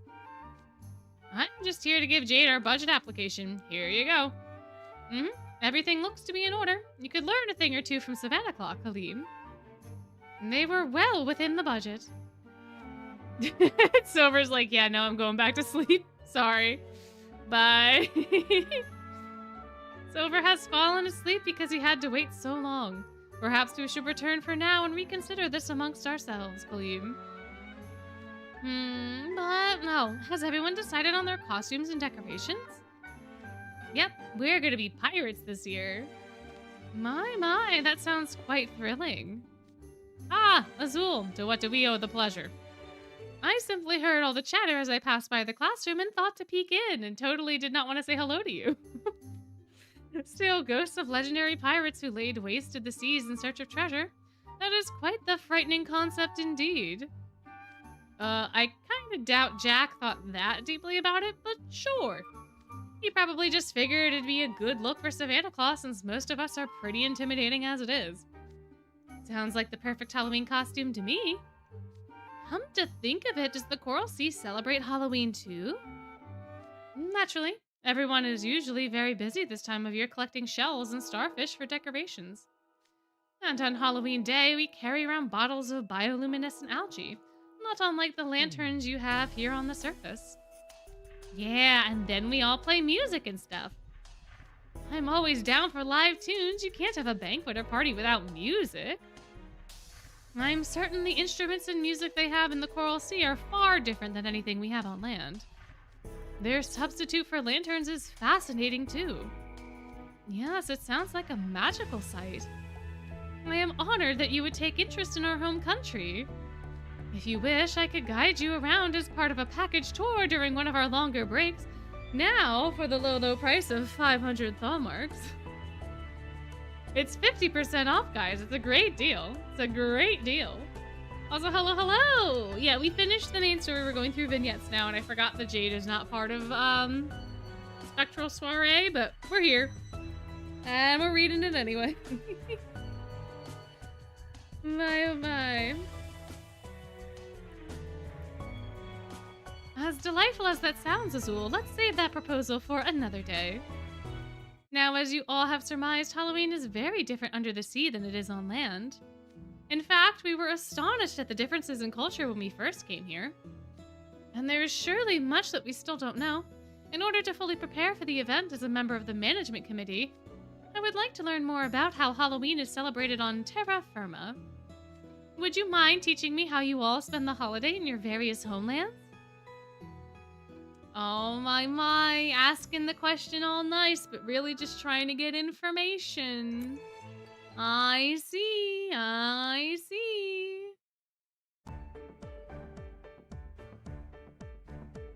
Would you mind teaching me how you all spend Halloween in your various homelands? In my hometown, children usually gather in the plaza and have a party, so I hear. Oh, so are you here? You speak as if you've never participated, because he hasn't. Oh, no. Oh, baby boy. That's because I haven't. I'm not well informed on what goes on there. But from what I can tell, everyone plays games like bobbing for apples. Hold up, Goldie. Are we talking competitive eating here or what? Because if so, yum. It's a traditional Halloween game played in the Queendom of Roses. Apples float in a tub of water and you attempt to extract them with your teeth. Using your hands is strictly forbidden.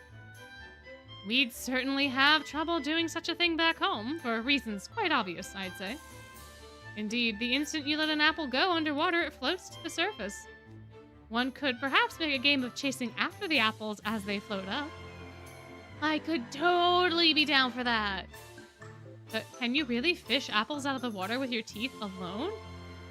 I have only gone bobbing for apples like twice in my life, and neither time was I able to get an apple. The first time was when I was really little and the apples were huge. There was no way I was gonna get my mouth into one of those.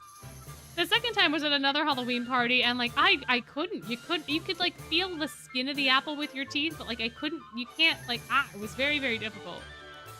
Very, very, very difficult. Apparently they use unusually small apples, but I imagine it would still be quite difficult. Yeah, see, you have to use tiny apples. All the apples I ever bobbed for were big. And it's impossible, man. It's impossible to just get them in there. When, you know, when they're that big. The particulars of the game would seem to favor those of a larger size. Indeed, having a large mouth and a strong jaw would certainly prove advantageous. Here at the school, I bet Jade and Floyd would totally clean up at that game. They're tall and they got pointy teeth. That's true. They could just kind of impale the apple. Maybe. Huh. I wonder. I would be too embarrassed to open my mouth wide while everyone else was watching. In fact, I'd likely be so nervous that I'd fail to get any apples whatsoever. Something about that face tells me that you are not telling the truth. Hey, how's the winner decided anyway? I think the one who seizes an apple first wins. I've heard that certain regions within the Shacklands also play this game. Cater said they competed to see who could get the most apples in their case. I've never quite been able to get the hang of it myself. I only end up drenched. Thinking back on it now, maybe it's not the sort of activity where winning is paramount. The main goal may just be to lose yourself in the absurdity of the event alongside friends. Indeed, I myself would desperately love to see you flailing around. Jade, careful now, your sadist is coming out. Indeed, I myself would desperately love to see you flailing around trying to catch an apple in your mouth. My, oh my, oh my. My. Now that would be quite a spectacle indeed. What exactly are you trying to say? I get where you're coming from, Riddle. I think having fun is way more important than who wins or loses. Yes, of course. Halloween in the land of Scalding Sands is exciting too, though it's a bit different from the Queendom of Roses. Oh, does the Scalding Sands have its own unique games as well? No, our Halloween is all about feasting. In my hometown, everyone loves gathering around a table of food and talking. You just missed like the end of the event. We're doing vignettes. You didn't miss everything, so to speak. But welcome in. Hello. Oh no, you've been here. Wait.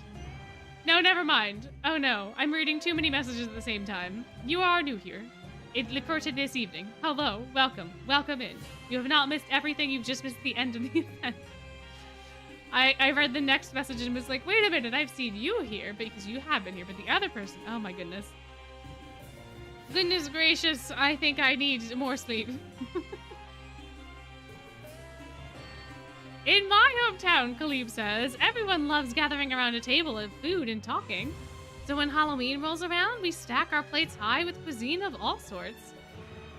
We make it so abundant that the ghosts who return on that night may also have their fill. We have every kind of dish imaginable, from sweet to spicy, finger foods to giant platters. When Halloween draws near, our kitchens are in a constant flurry of activity as the chefs begin the necessary preparations. I would love to see those extravagant banquets of yours for myself one day. Is there any kind of food in particular that's a necessity? Let's see. I think my favorite is... what is it called? You know the one, Jamil. The baked thing with the veggies and the sauce. I haven't the faintest idea. Oh, come on. You know what I mean. The one with the potatoes and the eggplant and the tomatoes. Is it perhaps some sort of lasagna that uses vegetables instead of pasta? Yeah, kinda like that. It tastes so good when it's fresh out of the kitchen.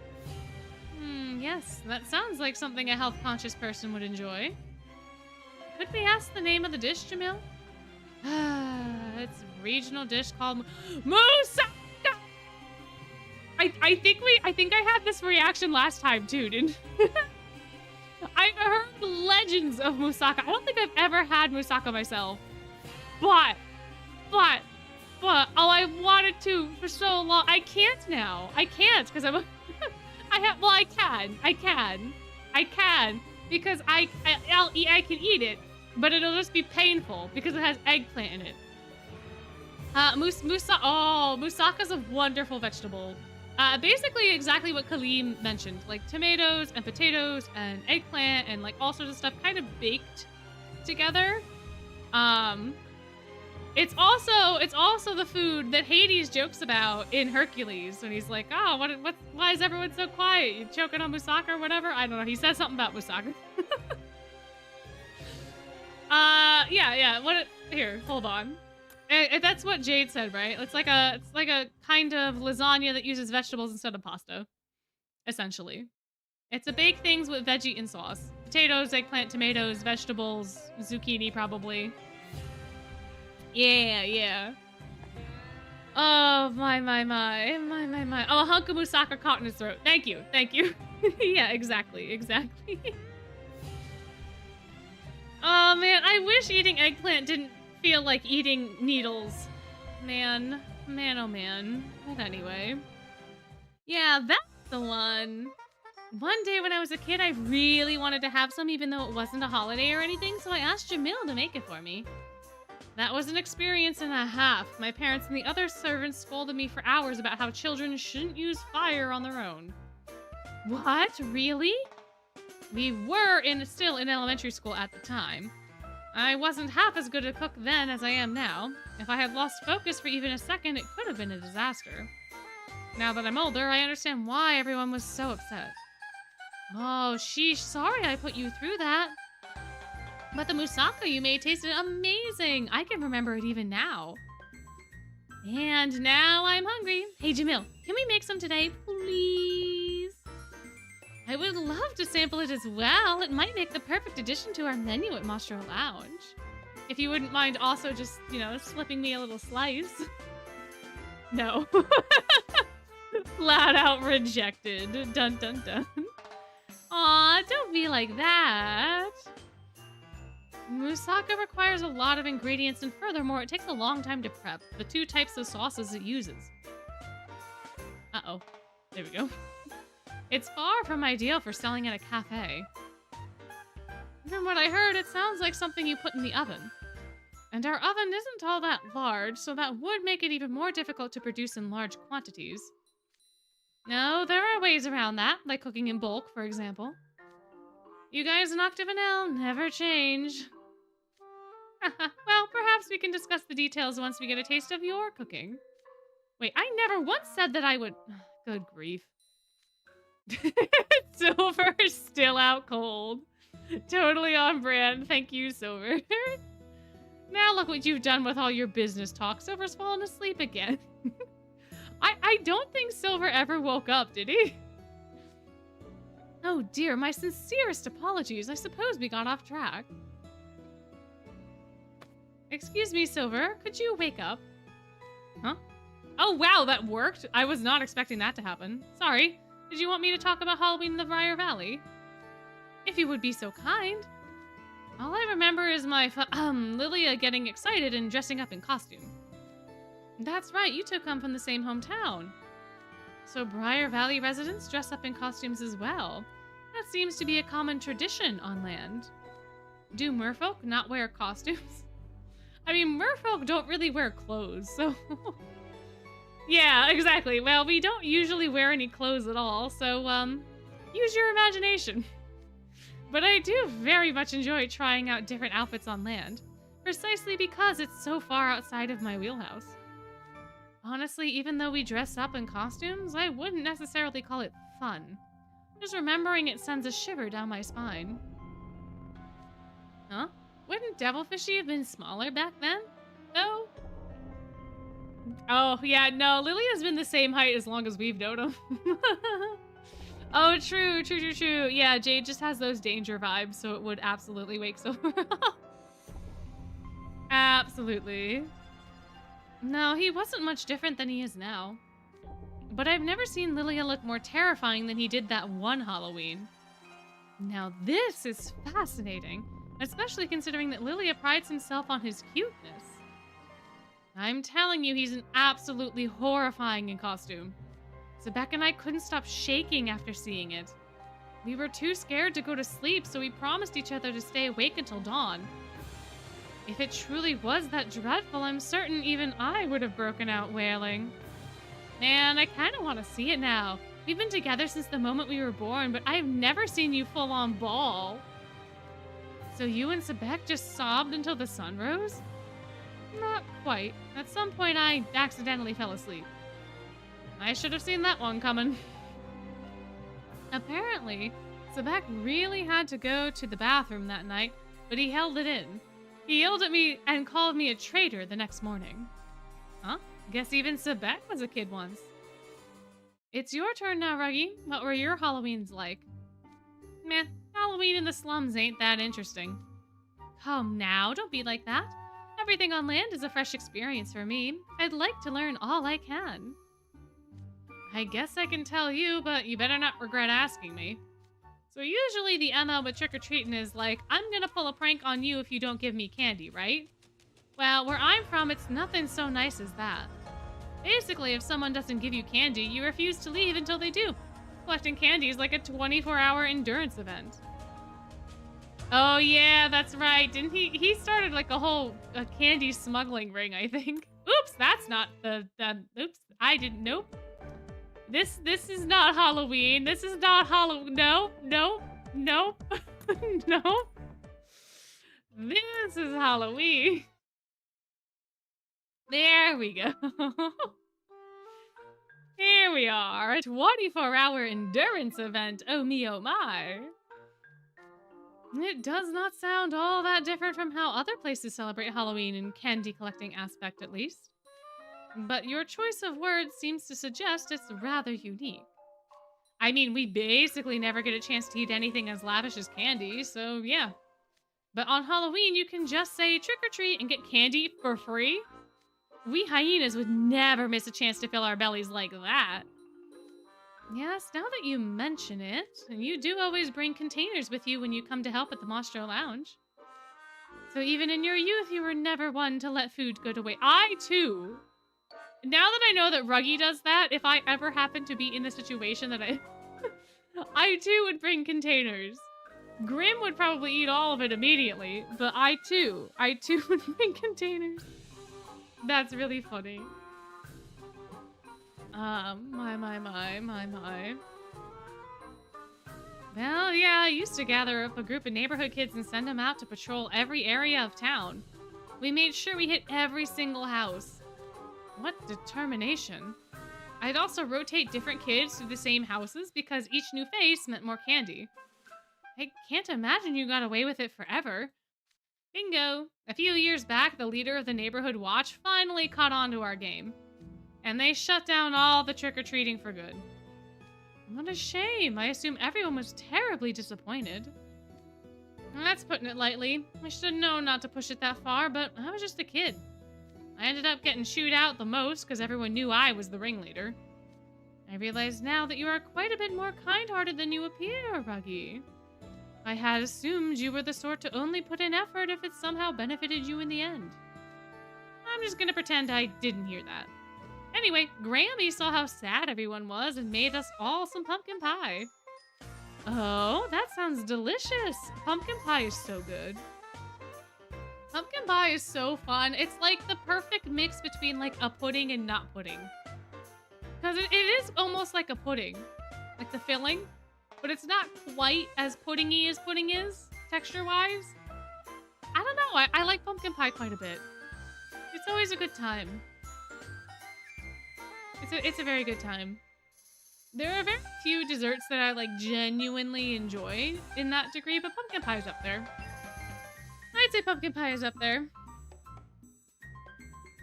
Oh yeah, you come from an area where Halloween isn't really celebrated. Yeah, I think my memories of Halloween are basically like, I was able to get dressed up and go trick-or-treating, but that was kind of it. Like, our neighbors would sometimes throw Halloween parties, so because they were our neighbors, I would get to go, but like, Halloween was never a super big holiday in my home, and now that I'm older, my mom's like, why would you ever celebrate Halloween? You can't do that anymore. You're not getting anything out of it. I'm like, well, it's still kind of fun. The costumes and stuff are kind of cool. The candy goes on sale the day after, or even sometimes the day of, depending on your location, so there is that as well. There is that as well. But, chocolate pie. Chocolate pie is good too. I will say. And I like the perfect item for our new Halloween menu to boot. Well, wait, what was the perfect menu item? I did not. Oh, pumpkin pie. The thing that we're talking about. The thing that we're all talking about, that, yes. Hey, that recipe's a Bucci family secret. If you want it, you're gonna have to pay me through the nose. You do not miss a beat, Ruggie. A pie makes a far more extravagant impression than cookies or muffins. Not to mention that it's much more filling. Oh yeah, it'll fill you up, all right. Don't know about the fancy part, though. Being that ours are mostly made out of jack-o'-lantern pulp and all that. My word, I would have never thought to use the pulp that way. So from then on, I took up a job carving a jack-o'-lantern so I could use the pulp for pumpkin pie. So you truly do have a wide range of work experience. I'm impressed. Yeah, you paid good marks and it let me get pumpkin straight from my clients. No one was interested in the pulp left behind after the carving anyway, so... It was like, is this the sweetest deal ever or what? Halloween's the best! Remarkable. Now that's some good business sense. So everyone celebrates Halloween differently. I can't wait for the school's Halloween either. It's gonna be a party to remember. A party? To remember, you say? Halloween is supposed to be fun, right? I can only speak for the merfolk of the Northern Deep, but our Halloweens were most certainly not meant to be any such thing. Ooh, we're getting the deep sea lore now. My oh my. Yeah, leftover pumpkin seeds in the oven, toasted with salt. Oh, they're so good. So good. My oh my. My goodness. Yeah, at a certain age, people stop giving you candy when you go up to their doors. Like, if I were to go up to somebody's door and be like, trick or treat, they'd be like, you're an adult. You can buy your own candy. You have a job. You work a 9 to 5. Get out of here. So there's that. I mean, I guess if you had, like, a mask or something and you were kind of fully covered, you could just pass yourself off as, like, a tall kid. There are some tall kids, but still. Those who lose their lives at sea often harbor intense regrets, you see. And between those who were caught in storms or starved mid-voyage after losing their way, whatever the cause of death may be, it is common for returning ghosts to grow quite violent. Yes, ghost pirates being the worst offenders. But your description made Halloween in the Coral Sea sound like a upbeat holiday. What about the music and bioluminescent lanterns? The lanterns are like guideposts to stop merfolk from wandering into the spirit realm. And we only play music so that the ghosts don't get lonely, I guess. It is also to quell their anger and sadness. Is the bottom of the sea really that rife with ghosts? I haven't seen too many, personally, but our school would warn us about them whenever Halloween came around. They would tell us which areas to avoid and what times were safe to walk around, yet every year a few students inevitably went missing. Hold up, that's legit scary. Oh yeah, that reminds me, in middle school, I once thought I saw Jade in 3 different places at once. I also have a memory of speaking to someone I thought was Floyd, only for him to tell me the next day that it never happened. At the time, I assumed he'd simply forgotten our conversation and let the issue go, but that's just how Halloween is in the Coral Sea. Is it? The world beneath the water sounds more horrific than we'd imagined. Oh, it's not all that bad. I wouldn't say our Halloween celebrations provide a level of thrill you cannot find elsewhere. For real, it's never a dull holiday. Indeed, and there are also plenty of business opportunities to be had, just like in Ruggie's tale. Returning to the subject at hand, I personally enjoy the holiday on both land and sea. It is exciting to imagine what unpredictable thing may happen next. As a member of the Halloween Management Committee, I hope to provide land dwellers with an experience altogether fresh and frightening, including some thrills that only a denizen of the sea could provide. This ought to be quite the memorable occasion. My, oh my, there he goes. There he is. And there he is in all of his spooky glory. Oh, we got the fun music back. My. Coral Sea's Old Halloween, Scalding Sands is Dia de los Muertos, Queendom of Roses is Classic Halloween, Sunset Savannah is Broke Halloween, and then Briar Valley is Lilia. Yeah, fair enough, fair enough. Yeah, no, that does make sense. That does make sense. I see. My, oh my, oh my. Yeah, the merfolk are tormented by the ghosts, and then come Halloween on land, our merfolk start to torment the humans. So great, so great. My, oh my, oh my. Oh, we should do Floyd next. We should do Floyd. We'll probably do all of Octavanel, and then maybe some others. maybe, just maybe. Haha, dancing's fun. There's something rad about working your legs as hard as you can. As long as you're enjoying yourself, Floyd. Okay, Jade, for the next step, we both turn and... Uh-oh. Oof. Huh? Hey, what's your problem, sea urchin? I was just getting into the groove and you went and bumped into me. What's your problem? You're the one who was flailing around, not paying any attention. Oh yeah? I don't gotta take that from a lousy dancer like you. Excuse me? You heard me. I saw the way you were dancing. You were stepping on you weren't stepping so much as stomping, and your shoulders are stiff as a board. Something tells me this chat is about to get more animated. I think I'll take this opportunity to fetch myself a drink. Jade's like, ah, thank goodness I don't have to dance anymore. I'm gonna go to the bar. See all it. Yes, exactly. He threw off the Emperor's groove. How dare he? How dare he? Man, what good's a cool costume like that when you can't even live up to it? Ghost pirates live their lives at sea, singing shanties and dancing jigs. They know how to move. If they were gonna crash into somebody, they'd just swerve out of the way all smooth like. You're talking like you've met one before. Wait, that's right, you're a merman. Have you actually seen ghost pirates? Well, look at you, Mr. Sparkly Eyes. You're a big fan of pirates or something? I wouldn't say I'm a fan, just I read a lot of books about pirates as a kid. I got an interest is all. Uh-huh, sure. In that case, I'll fill you in on what real ghost pirates are like. See, one time when I was in elementary school, I snuck into a sunken ship by myself. People told us to stay away from it since it was Halloween, but that just made me want to check it out more, you know? Huh, so you've always been like this. Oh, so you've always just been like this, huh? There wasn't any treasure left in it, though. I was just swimming around thinking what a dump it was when...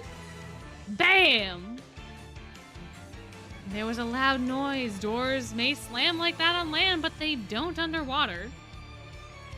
It startled me big time. I realized then that I'd been locked in a cabin on the ship. So that's what startled you, huh? I pushed and pounded on the door, but it wouldn't budge. And I peered through a hole in the wall to look outside. And saw like 20 ghost pirates all dancing and singing a merry little tune. We called ourselves a merchild. He's got eyes of different colors and a fast and swimming tailfin. Oh, what should we plunder first? That's what they were singing. What kind of low-life cowards gang up on a little kid? I never know ghost pirates were like that. It sucked royally. They locked me in there and then started talking about dragging me out. Must have been really scary. Nah, I just got mega ticked off.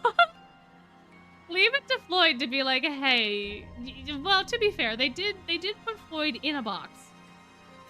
So there is that. Yeah, I should have expected that from you.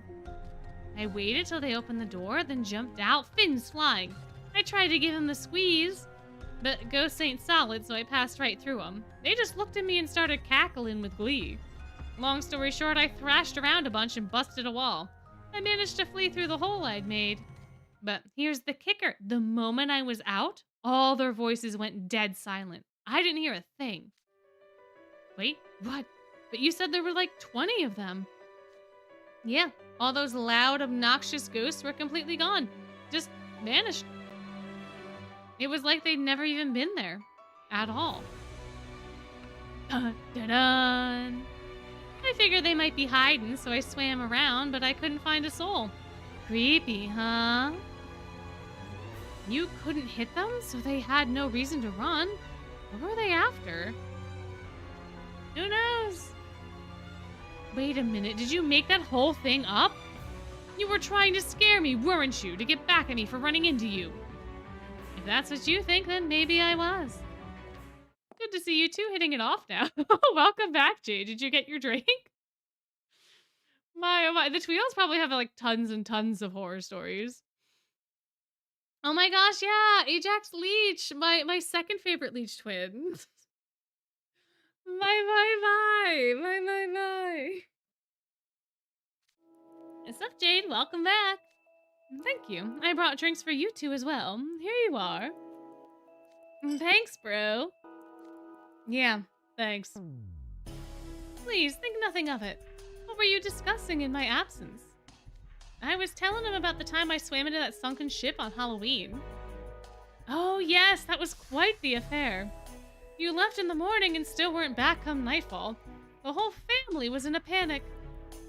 Yeah, that threw me for a loop too. I thought I was only in the ship for like 2 hours. Then when I finally got home, they said Halloween was over and I'd been missing for the whole day. What? What? I was beside myself with worry at the time. You see, merfolk have a tendency to go missing on Halloween.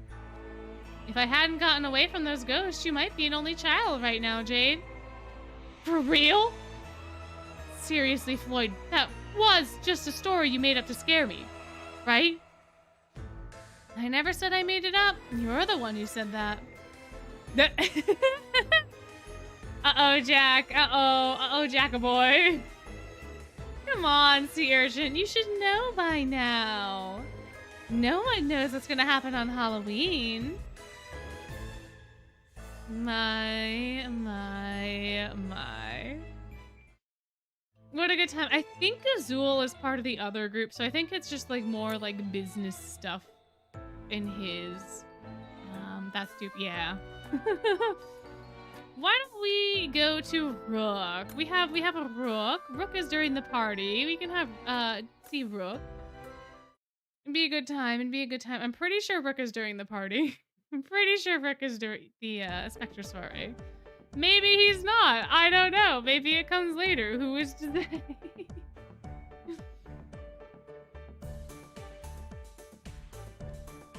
8, 9, 10. Next, we transition into camel pose.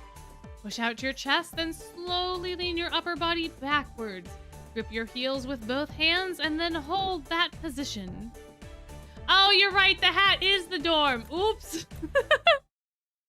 Oops, you're right. There it is. Here we are. Ah, this is what I was expecting. Ah, not yoga with Bill, but the Halloween party. Thank you. Oh, the way the kaleidoscope lights reflect off the disco ball. How enchanting. No wonder this place is called Sparkling Hall. And ghosts and humans are dancing together beneath those prismatic sparkles. This Halloween party's most magnifique. My little entourage, Trey and Sebek, are off enjoying the festivities, so it is time for me to go forth and mingle. Bonjour, Monsieur Ghost. Am I interrupting your dinner? Ah, you are one of our living visitors, and your name was... Rook Hunt of the Hallowenders. But now I rue my choice to join that team. For no longer have I any desire to end this hallowed night. Thank you for the lovely party. Wow! Absolutely delightful. Your compliments make all the effort we put into this party worthwhile. Let us toast, then, to the one day a year when the living and the non-corporeal intermingle. To the fleeting yet eternal party known as Halloween. Cheers! Goodness, it's been 3 centuries since I've had such a merry time at a dance. 3 centuries? How interesting. That's around the same time Grancio the Fourth, the Coral Sea's finest court musician, lost his position due to a scandal at a concert. I hear he was subsequently hired as the first foreign conductor for the Shaftlands Philharmonic Orchestra. Oh, hello, I see you're well versed in music history. I wouldn't expect anyone living to bring up Grancio the Fourth. My wife and I used to love attending his concerts way back when.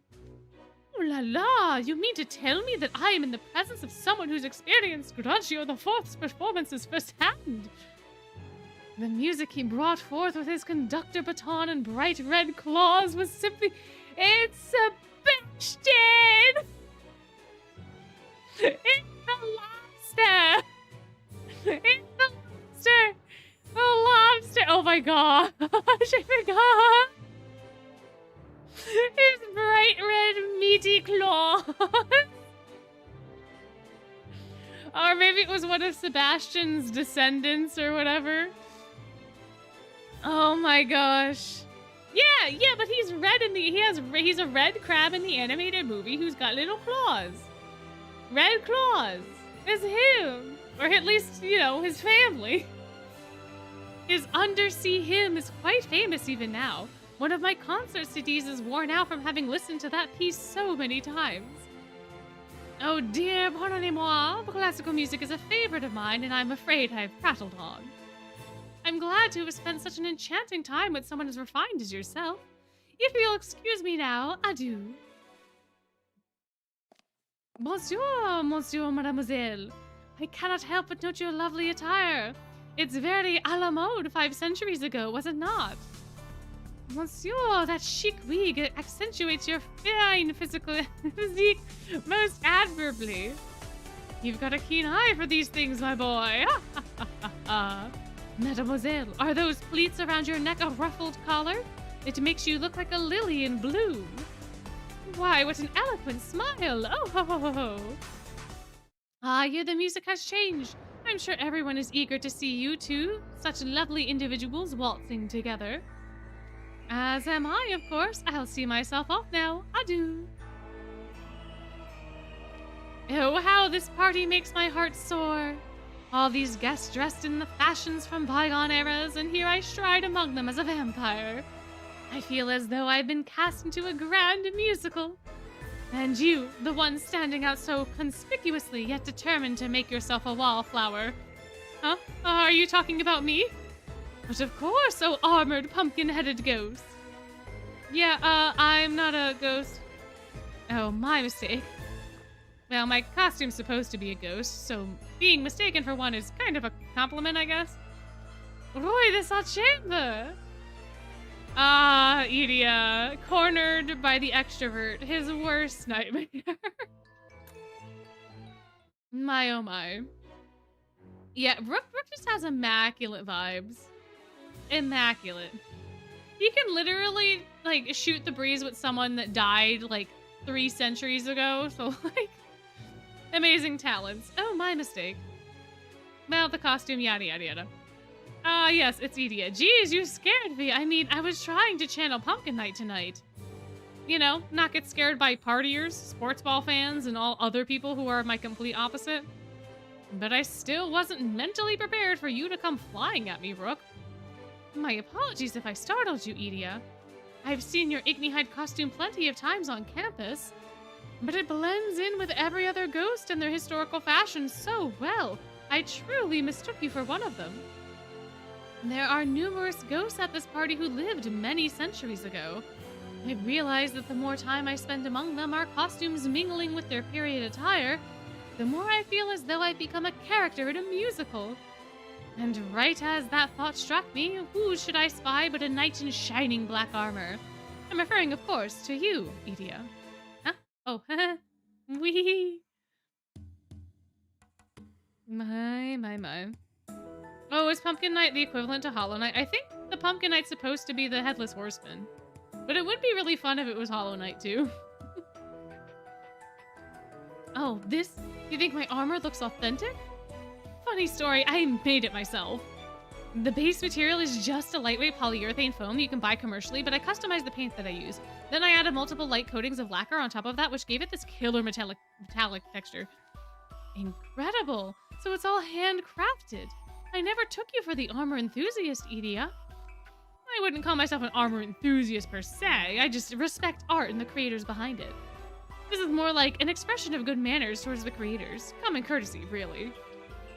Fascinating. Creepy Hollow has captured the hearts of many a B-rated horror movie fan, and this cosplay is a faithful reproduction of Pumpkin Knight, the film's most iconic figure. Creepy Hollow? I thought I was familiar with every historical work involving knights, but I've never heard of it. Seriously? You've never heard of Creepy Hollow? So basically, Pumpkin Knight is the ghost of a pumpkin. More specifically, a pumpkin that got chucked out when some people were making jack-o'-lanterns. Merci, Rue de Sachember. Your explanation is quite edifying. I believe your armor is of the Gothic style.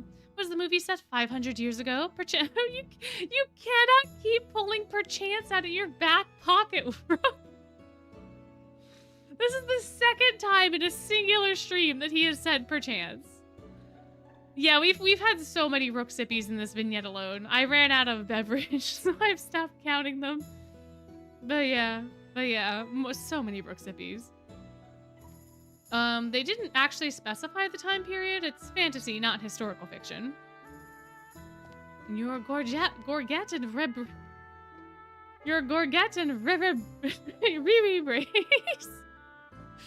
Reverbrace are engraved with skulls.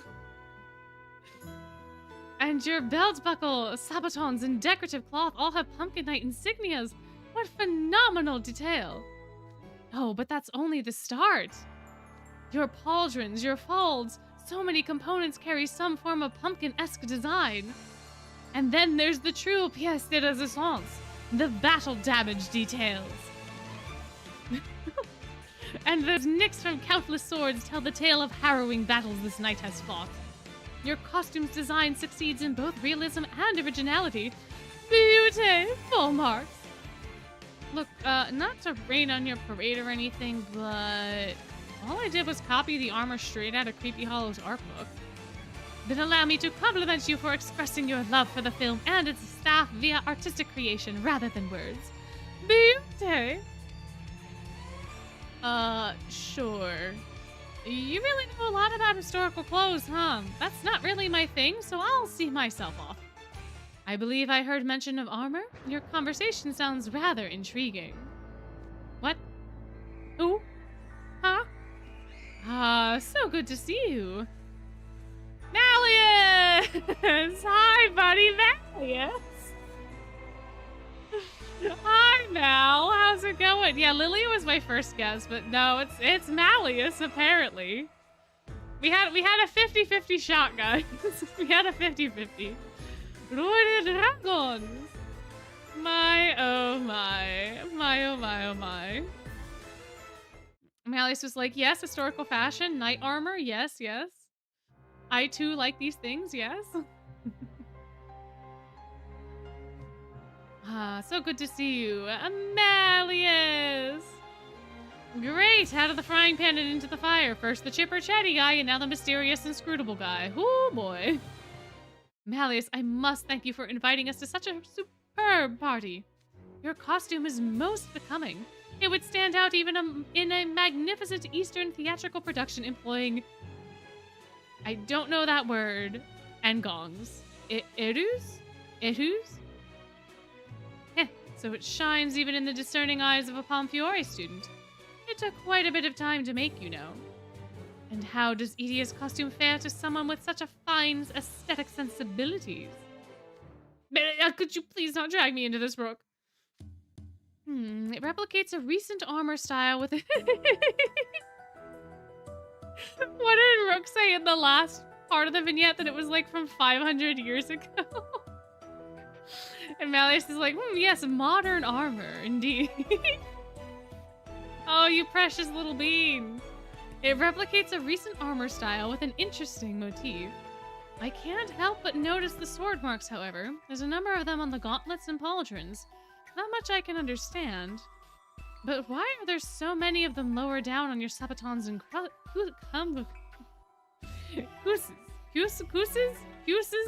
voices? Huh? What do you mean, why? You're asking me this with a stray face, and I'm supposed to respond, like, somehow? Considering it was from the costume designer's point of view, perhaps Pumpkin Knight fought on horseback. Ah, of course. The marks suggest attacks from foot soldiers on the ground. Yeah, what Rook said. Pumpkin Knight, he rides a horse, a giant steed with blood-red eyes. And then there are hot pieces between your gorget and pauldron. They're hardly high at all. Would those really stop a sword? What? And you look like smug about this? So apparently I'm supposed to have some witty report about pauldrons mapped to a hockey? This particular knight wears a giant pumpkin helmet. The neck area must be left open by necessity.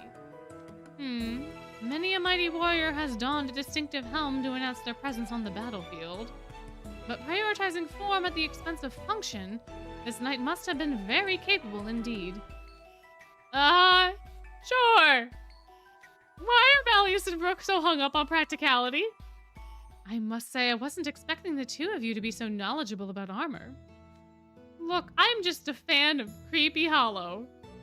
Oh, I know. If you enjoy gazing at armor, then you must absolutely see the musical King's Road, The Sword of Majesty. Oh, is this the Sword in the Stone? Is that the Sword in the Stone? Oh, a human theatrical performance. You've caught my attention. Go on. And now we're talking about musical. Okay. King's Road is considered to be one of the 3 greatest musicals ever created. The protagonist is a boy who undergoes a number of trials in order to draw out a sword in the stone. Legendary sword stuck in a stone. Yep. Oh yes, that's the tale of the knight from a small northern country that once stood long ago. I believe his order of knights was quite strong. I suppose it's to be expected that you'd know your history, Malleus. What about you, Edia? Do you enjoy musicals? Well, I do watch Primo's musicals. They're my favorite idol group. Not live, of course. I stream them. Live shows are wonderful to experience, but there's something to be said for a stream that can be watched multiple times. I find that historical musicals are perennial works of art that embody the adage, look to the old and understand the new. People dramatize historical events and express them with the finest contemporary acting, dancing, costumes, and design.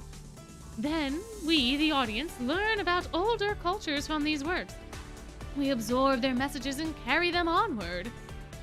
You see, I had trouble expressing myself as a child, but one day I went with my family to the Shaftlands Royal Theatre, and my whole life changed.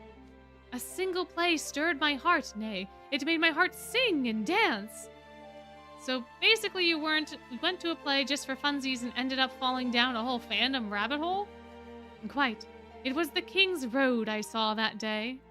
The main character was a boy younger than I was at the time. He underwent trials by land, air, and sea to become king. He fought valiantly and refused to give up, even when he was beaten, which he expressed in the most heartfelt song and dance. Hearing the boy's voice, seeing his lively dance, and even watching his breathing in that scene, it was the first time I'd been moved to tears. Both humans and fae share a longing to express what's truly important through song and dance. Okay, I guess I've shed a few awestruck tears while waving my glow sticks at Primo's brilliance before.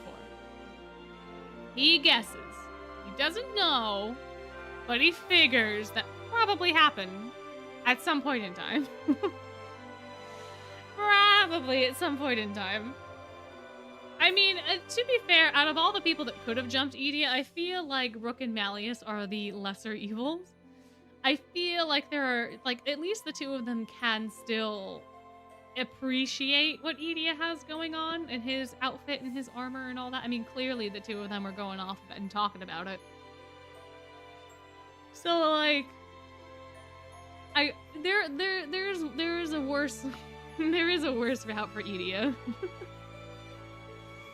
yeah, they're just gonna be really chatty with him, which he doesn't really appreciate, but like it's not the end of the world. It's not the end of everything, so. Even now, the reprise of the musical's main theme stirs my heart. La la la, draw that sword, draw that sword, draw that sword in the stone. Venture on, venture on, venture down the King's Road. Yep, now he's bursting into song. The cringe. Malleus, please, you have to stop him. I remember this song. Lilia used to sing it to me when he told me bedtime stories. Very well, I shall accompany him on the pipe organ. What? But Idia, this is the perfect timing for you to be able to escape, buddy boy. You can escape now. You can leave. You can leave. Oh, geez, now everyone's staring at us. I'm just gonna alt F4 out of here later. There he is, fleeing. La la la, draw that sword, draw that sword, draw that sword in the stone. There they go. Oh, what a marvelous time I've had discussing hobbies with Roy de Sachamber and Roy de Dragon. But I had so much more to share, for on that day, I was moved to tears by the protagonist of King's Road, by the singing of the child actor named Neige LeBlanc. Of course it was Neige. Of course it was Neige. Of course. But it wasn't Neige himself who moved me. It was all the elements of the show combined that made him shine. There was the music, costumes, and overall design, of course. And the wizard and the other cast members were spectacular, especially the villains. Dark shadows make light shine all the more brightly. A prince needs a monster, a princess needs a witch, and the sun needs the moon. And tonight, I am a vampire, a ruler of the night, a shadowy being that fades away when the sun rises. Have I pulled off my role convincingly? Have I played my part as Halloween's greatest villain?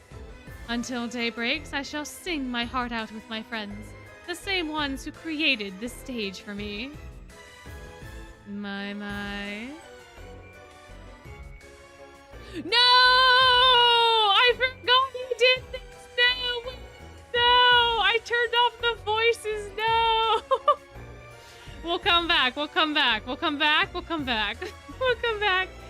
Let me turn the voices on. Hold on. I was like, why is the voice line not playing? Oh, because I turned the voices off? That would probably be why. That would make more sense, wouldn't it? Oh no, we gotta go listen to him say Happy Halloween. Hold on. Hold on. Beep, beep, beep, beep. Backing up the truck. Let's go. Oopsie doopsie. Also, hello. Welcome, welcome. We're just gonna quickly speed run through this, and then we can hear him say Happy Halloween. We're just gonna do, you know, we're just gonna go through real quick. I will say I like theater performances way better than actual like movies, like in movie theater movies. For some reason, stage plays can hold my attention so much better. I think there's definitely an element of it being able to like see the actual people do the actual things that I think, you know, really appeals to me versus like movies. Because movies, there's like a degree of separation that just like, you know, it's all fake. But with a stage play, you can see it's actually happening. All right, are you guys ready? Are you guys ready? Ready? Happy Halloween! Hey, there it is! Hey, happy Halloween, happy Halloween. I miss going to the theater too. Where I live right now, I can't really go to shows. It makes me sad. Who else? I don't have any of the other SSRs, I think. Silver, we have a silver. We could do a silver. No, we can't. Silver's not. Nope, never mind. I don't have silver. I don't remember if Lilia and Malleus were part of the I think they're part of the first one. I think they're part of the first one because they're the antagonists, so to speak, of this one. Sebek, little Becky, you have a thing, right? You have a thing? There we are. Hey, little Becky. There we go. My. Oh, you're constructing a Ferris wheel. That's fun. That's fun. That's very, very exciting. Oh, your school's doing the whiz. Oh, my. What's the holdup, humans? We must make haste. Easy there, Sebek. Deuce is pretty drained after getting possessed and being forced to fight us. The Accord. Even the slightest of ailments can be fatal when venturing into unknown territory. Why don't we take a break? Sorry, guys. I feel really bad about slowing you down. A break? How can you be so relaxed? Do you not understand the urgency of our situation? What? Time is of the essence. We cannot stand around and wait for one puny human to recover. Get moving. If you keep dawdling, I'll leave you behind. Hey, that was uncalled for. See, okay, so when I started TWST, a couple of the vignettes that I got for Sebek, like the very limited information I got from Sebek was like this. Like, he's just being an ass. And I understand he's concerned about Malleus and Lilia, but like, bruh, you are literally going to be leaving Deuce for dead. This is literally the realm of the dead. You cannot leave him behind. Okay, both of you settle down. Getting in a flight won't help anyone right now. Is it because we're in a hurry that rest is critical, Monsieur Crocodile? You absolute weaklings. Fine, you can rest to your heart's content for all I care. I'm going on alone. Hey, wait, Sebek? Why are you getting all huffy? You've been acting strange this whole time. I am not huffy! Considering the volume he's yelling at, I'd say something's definitely up. Actually, the volume's pretty normal. He's just usually more level-headed.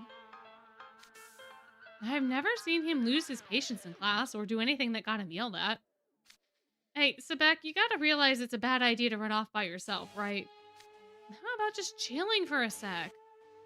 You think I can simply chill? My liege and Lilia have disappeared.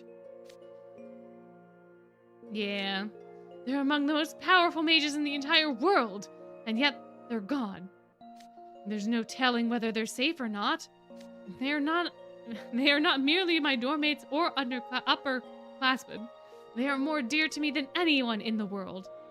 I'm ready to give my life for either of them. It's what I train for every day. Yet I failed to even notice they were missing. How utterly sloppy. I am but a useless worm. Sebek. Then Silver and I got separated when we came here to rescue them, and he's still unaccounted for. I know he's incredibly capable in a strictly physical sense, so I imagine he's fine, but I must rescue him too, if worse comes to worse. I get it. You're worried about Silver too. What? I never said I was worried. I see what's going on. You're feeling helpless because the people you usually depend on aren't here. Again, you are entirely wrong. I am not feeling helpless in the slightest. Okay, you don't have to yell in my ear. Unlike the rest of you careless lads, I have a vital duty to fulfill, being a guard. I've no doubt that my liege and Lilia are both impatiently waiting my rescue, so I cannot waste a second. Look, Sebek, I know you've got stamina, and I'm sure you can handle yourself in a fight. But there's a chance we might encounter something that's too powerful for any one of us, right? Well, whatever the situation is, it's always better to have more soldiers guarding the king, don't you agree, Deuce? Oh, you bet. When you're balling the fists, the better. Sebek, you taught me something when I was still in the habit of running off on my own. Even if an enemy's too strong to face alone, we can still beat them if we work together. Yeah, Becky boy. Yeah, little Becky. As they say, no road is long with good company. 'Twas the hand of fate that brought us together. By all means, Sebek, consider us your Diasomnia fellows for today, and feel free to lean on us for support. We might not be anywhere near as dependable as Malleus, but we'll help out however we can. When we find who did this, I'm gonna make up for how embarrassed how I embarrassed myself. Don't hate me if I end up taking him down before you can, Sebek. All of you. You need not worry on my account. I can handle things perfectly well on my own. But if you insist, I shall keep you company. I'm sure the three of you would be helpless without me. Wait, what? As a guard to my liege, I'm surely capable of protecting a mere handful of humans. I'll see my liege and Lilia safely return to school, and I suppose I'll do the same for Silver and Julot while I'm at it. Now that that's settled, let us enjoy a moment's respite, nurture your strength, and gird yourselves for the battles to come. And be sure to double-check for any injuries you may have overlooked. We shall depart once you're fully ready. Is that clear, humans? This guy. Now I get it. So this is normal Sebek. Jeez, the moment he's worked through his issues, he's mouthing off to you guys. Yeah, faux pas, Monsieur Spade. As long as he's feeling better, that's all that matters. My liege, Lilia, wait for me. I, Sebek, am coming to save you. Oh, little Becky. Oh, little Becky boy. Oh, what a little guy. What a little guy. Who else has a thing we can read? I think Ace does. Ace and Trey do, right? I believe, yeah. I believe so. Here we are back in the Sparkle Hall. So this is the venue the ghost set up. Check it out. They got heaps of fancy food. I'm gonna have myself a feast. Wow, this is classy. Of course, it's the least we deserve after all that hullabaloo. They really put us through the ringer. I won't deny it was a bumpy ride. Huh? Hello there. How are you enjoying the party? Oh, hey, Malleus. This is so wank. I honestly wasn't expecting you to go all out with the venue or get all this fancy food. I've never been to a dance party like this before. Is that right? By all means, enjoy it. I will, thank you. Dude. Yeah? What is it? Nothing. Just wondering if there was anything else you wanted to say. Oh, Ace is fishing. Ace is fishing. Ace is fishing for Deuce to be like, thank you for coming and saving us all. Isn't that what he's doing? The disco ball doesn't really go with the whole pipe organ thing, doesn't it? Isn't the disco ball gorgeous? I'm definitely more interested in that pipe organ. People don't normally jam out on instruments like that. You're playing that thing. Oh, never mind. He's fishing for Malleus to be complimented on the keyboard. I had it tuned for the party. It's an antique, but it still produces a nice sound, don't you think?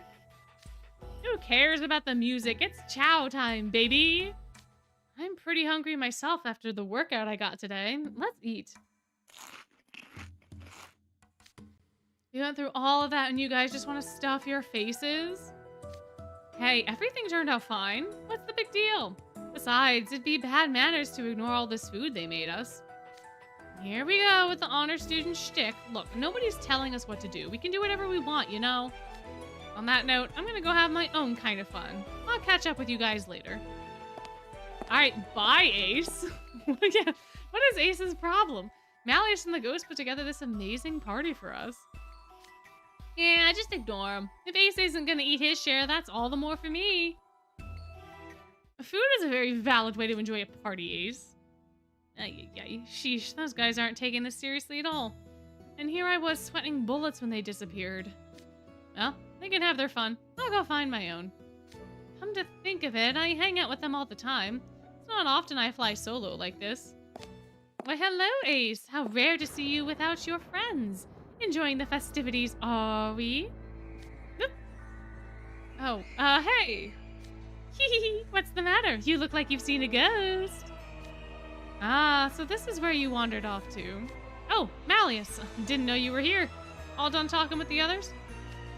I had ample time to converse with you and Graham while we were waiting for your group to arrive. Huh? Alrighty then.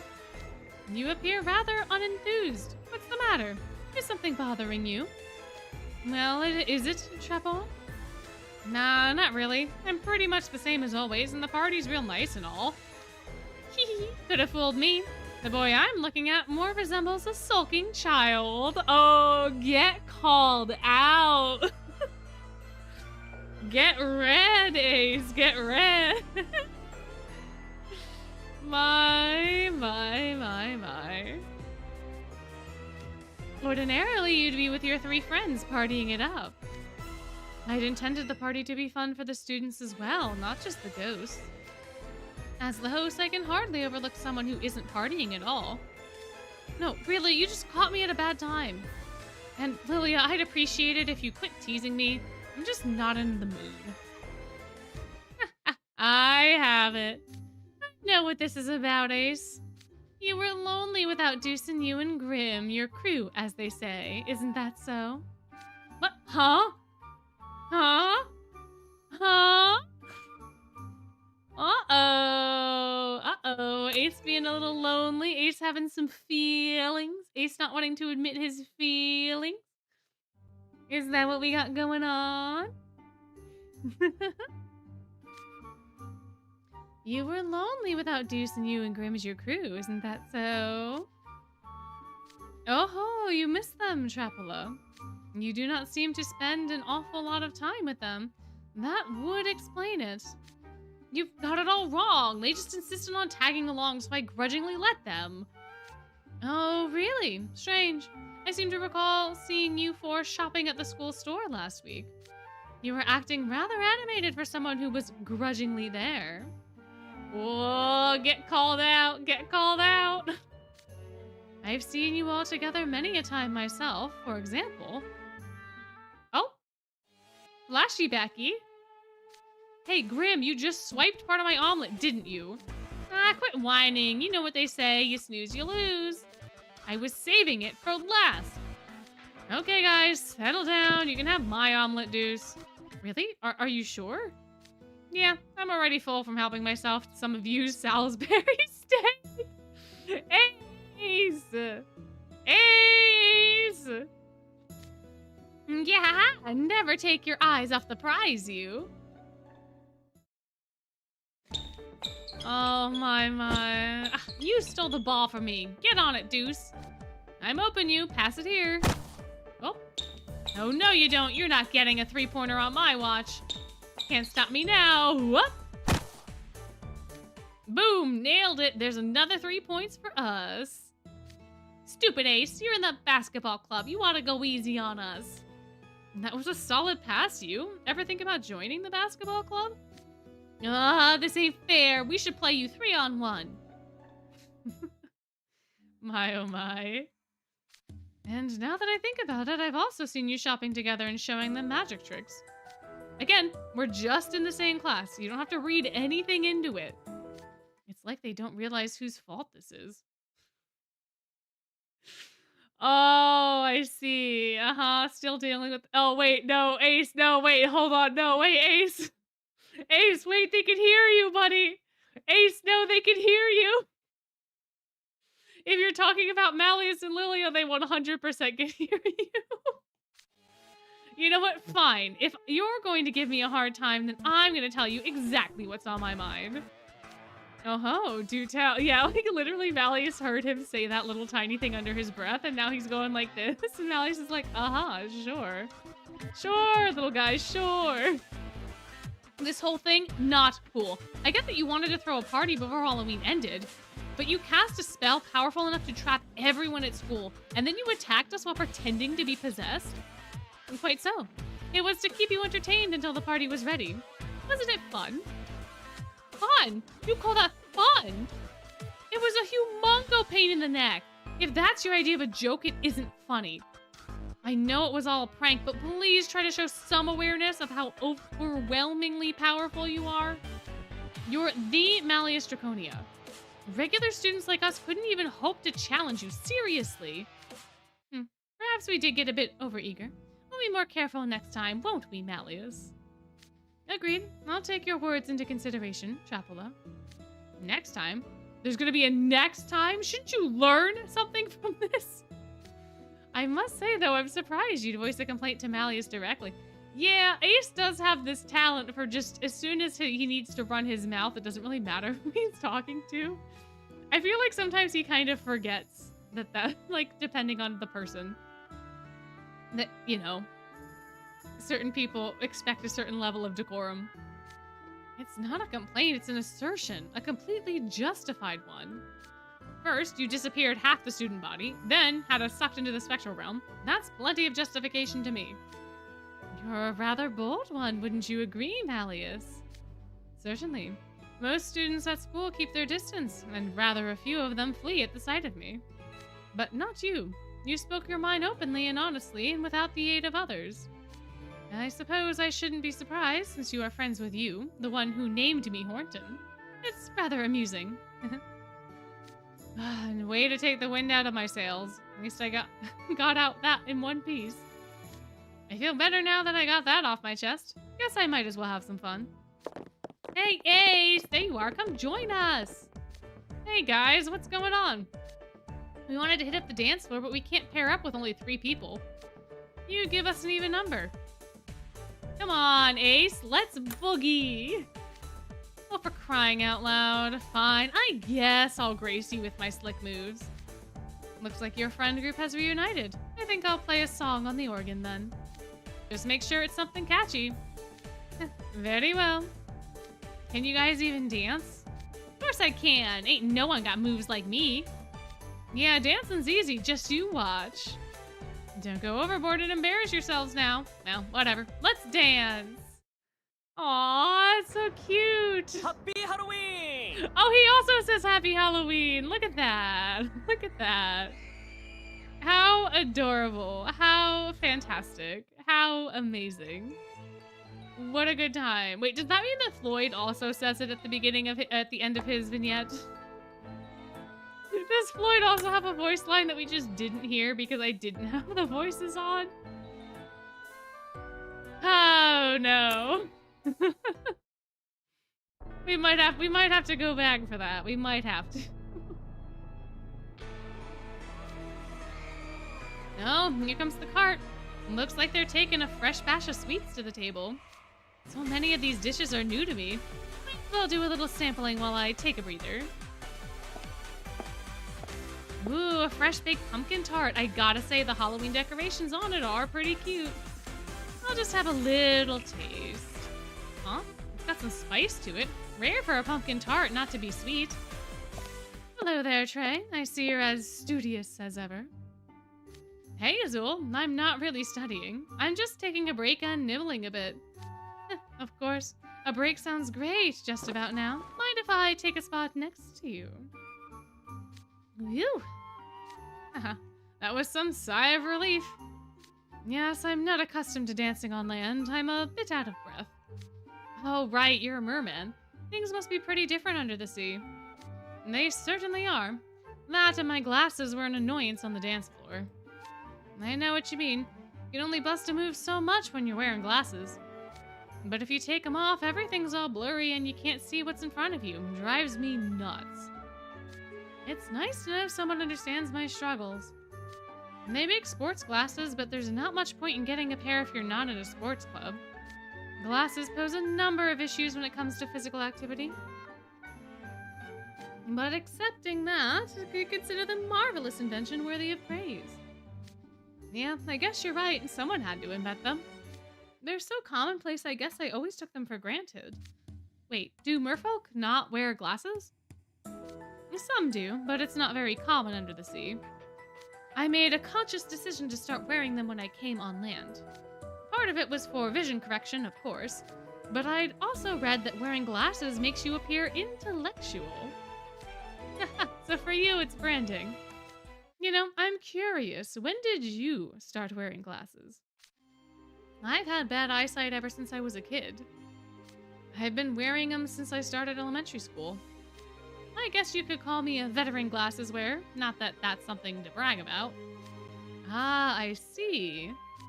I have a lot of different pairs and swap them out for style's sake or when the mood strikes me. That sounds wonderful. It's kind of like changing your wardrobe in a way. I mean, people call glasses eyewear, right? That they do. When you view them as an accessory, it only makes sense to swap them out for different occasions. Would you call the pair you're wearing at school your academic specs? Maybe. I mean, the frames are pretty conservative design, right? I think they make you look perfectly upstanding. They're quite flattering. Thanks. What other types of glasses do you have? Well... Dun dun dun! I mean, so it depends on where you're at in the world, I think, for eye care. Because I think some places eye care is rather expensive, and then there's other places too where like the initial prescription is expensive, but then the glasses frames aren't. Like getting the actual glasses once you have the prescription aren't. Some places I think it's pretty cheap overall. Like I know here in the US I have a couple friends that have multiple like pairs of glasses, but they get their frames from like a different like website or something. They don't get their frames from the eye doctor, because if you get the frames from the eye doctor, they're like $200, $300, $400. But you can get like cheap like $50 frames elsewhere, as long as your prescription's not like super hardcore. From what I know, I don't wear glasses. My dad wears glasses. My dad's like Trey. He's been wearing glasses ever since he was a baddie. He's always had glasses. So, you know, but because of that, his prescription is like very, very specific and very, very, you know, like, heavy? Is that the word? Like his lenses are thicker.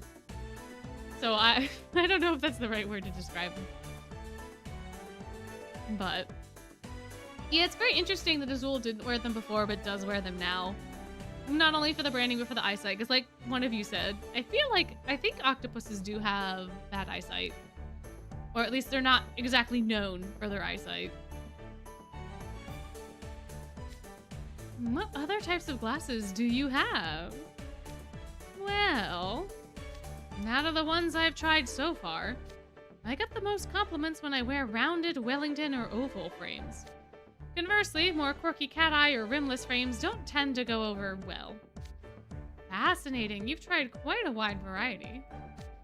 I don't own any glasses besides this pair, but you've inspired me to try some other frames. The pair you've got looks great on you. It makes sense you weren't looking to change them out.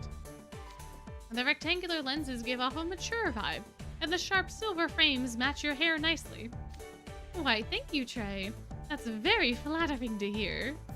Oh, octopi have good eyesight, they're just horribly colorblind. Ah, I see. I see. I got all my wires crossed then. My oh my. That is very interesting though. Though I'm sure my glasses would look just as nice on you. Slender frames don't draw much attention to themselves, so I'm sure they'd work well on anyone. Actually, I've tried half-rim glasses like yours before. My mom and sister wouldn't stop complaining about them. Said they made me look angry. Goodness, that's a surprise. My dad and brother said they looked cool though. Well then, if opinions were split, can you really say they didn't work for you? Wait until you hear the rest. They said the glasses made me look like... They said the glasses made me look like a movie villain. In the end, I decided to retire the half rims. I didn't want my mom and sister frowning at me every day. I suppose everyone's got different taste when it comes to fashion. I've considered ditching the glasses and just getting contacts, but my sister was against the idea. She said I'd look sinister without them. Sinister? I'm having trouble envisioning that. Could you show me? It's hardly worth the fuss, but sure, why not? Are y'all ready? Are y'all ready for creepy Trey? Look at how angry he is. Look at how angry this face looks. It's wild because I never really thought about his eye shape before because of the glasses, but he really does look scary. He really does.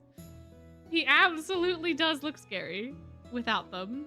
It's very, very strange. The difference is truly striking. Your sharp gaze makes you look aloof. You've been spared. I'll just hang out. I'll hang out here until y'all aren't spared anymore. I'll just hang here until all the ad people are back. Because if I have to see Scary Trey, then you have to see Scary Trey. Oh, bye-bye. The way you're staring almost makes it seem like you want to start trouble. There you go. Happy Trey's back. Non-scary Trey's back. There you go. There you go. Sorry, I wasn't trying to glare at you.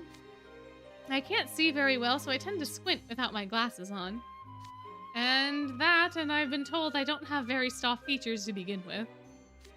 Yes, from that perspective, the lack of glasses gives you an intensity you don't normally have. A certain extra bit of intimidation. Yeah, okay. If you get the same impression, then I'm just gonna stick with my glasses. That's a bit of a shame, you know. Considering how tall you are, you could really project some authority as Vice House Warden if you took your glasses off. And that's the last thing I need. My job would be way harder if people were walking on eggshells around me. That effortless consideration of others is quite on brand for you, Trey. I wouldn't say that. It's nothing so noble or kind. Oh, really? At our school, just making eye contact is enough for someone to accuse you of looking at them funny. I don't want any trouble, so I try to come off as mild-mannered as possible. And that's all there is to it. Oh? Oh? Happy Halloween! Ah, he said the thing! He said the thing too, so Floyd must. Floyd has to, right? Floyd has to. Where is he? There you are. Come here. Come here, buddy boy. Come here. We're gonna skip through your vignette. We just have to hear it. We just have to hear the words. We just have to hear. We just have to be satisfied. He totally says it right, doesn't he? Does he not? Does he? I don't know. I don't know. Atreus, Sweeney Todd vibes. I agree. I agree. I agree. I agree. I agree. I'd be a little sad if it's just the SR and SSR cards, though, that do this. Yeah, man. Say the line. Say the line, buddy. Yeah, man. Oh, no, he doesn't say it. No. Oh, that's sad. Okay. I guess it's just the SR and SSR cards. Fine. Alright, whatever. Sure. Sure. Alright, alright. I think Leona's the last one that we have, right? Oh, no, Jamil. Leona and Jamil.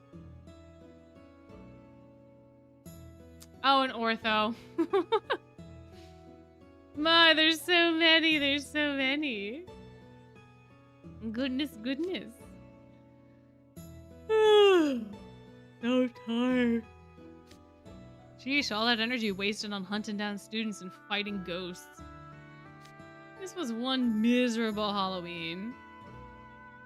Oh yeah, Ruggie too. Ruggie too. Yeah, Ruggie as well. Ruggie as well. You're right, you're right, you're right. You looked fatigued, Leona. What do you want? Might I offer you a lemonade? A refreshing tart beverage should help lift your spirits. Huh, you're pretty considerate, Azul Lackey number 1. Oh, so Jade's number 1, huh? Goodness, you actually know.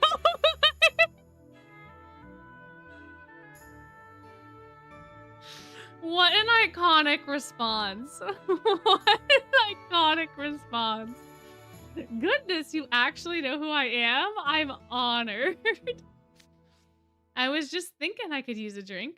I guess that guy doesn't run you ragged for nothing, huh? I'm often told I have a sixth sense when it comes to other people's needs. When I saw you leaning against the wall forlornly while everyone else was happily dancing away, I felt that someone should come and speak with you even if it wasn't me. I don't know. I'd be shocked if anyone else at the school was as considerate as you are, Azul Lackey number 1.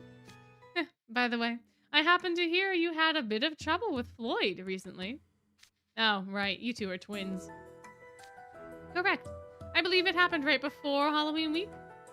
Floyd came back to the dorm in a fit of pique one day around then. I managed to get him to tell me that something happened between you two, but the particulars elude me. I noticed he had the exact same look of displeasure today. I feared he might have caused some trouble for you, so I came to inquire about it. Of course, his mood has improved considerably now that the party's underway, but I thought I should check nonetheless. So Jade just wants dirt. Jade just wants dirt on Floyd. That's what I'm getting out of this. Trouble? Nope, not ringing any bells. Guess I must have gotten on your brother's nerves without meaning to. I'm sorry about that. Gracious, you're apologizing? I assure you I was not seeking anything of the sort. It doesn't seem that whatever transpired between you has given rise to anything significant, but no one never knows what the future will bring.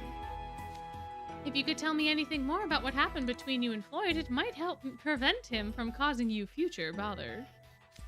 Doesn't sound like you've got a ton of faith in the guy.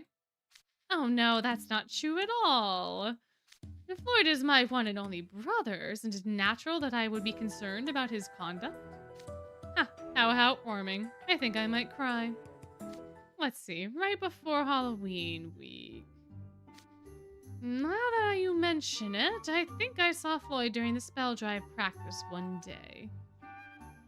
Ooh, we're gonna get into the saucy tea. We're gonna get into the saucy tea. My.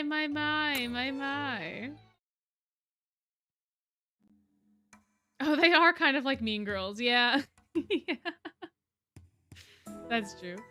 Let's see, right before Halloween week. Now that you mention it, I think I saw Floyd during spell drive practice one day.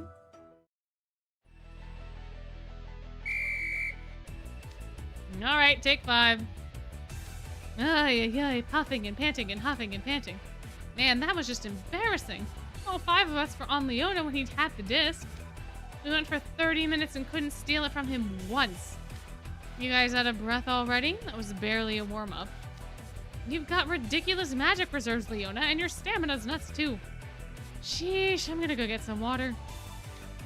Yeah, me too. Haha, nice, sea lion. Real nice. I saw how you kept the disc from that school of fish for ages. I want to go toe-to-toe with you when you're at your best.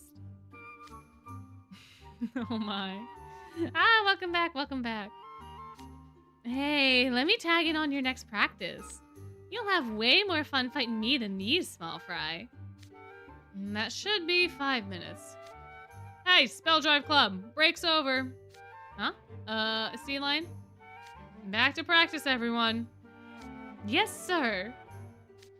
Dude, don't just ignore me. Oh, so that's all he did? He left Floyd on red. Is that what happened? So basically he went back to his dorm all bent out of shape because I ignored him? Sheesh, I do enough babysitting at home without having to do it at school, too. See, normally I emphasize independence with my team. But we can't hold regular practice on Halloween week, so I like to ramp up the training a bit on the week before. I think I might have inadvertently ignored Floyd while I was focused on practice. No offense, but I don't have time to play with your darling brother. Sorry.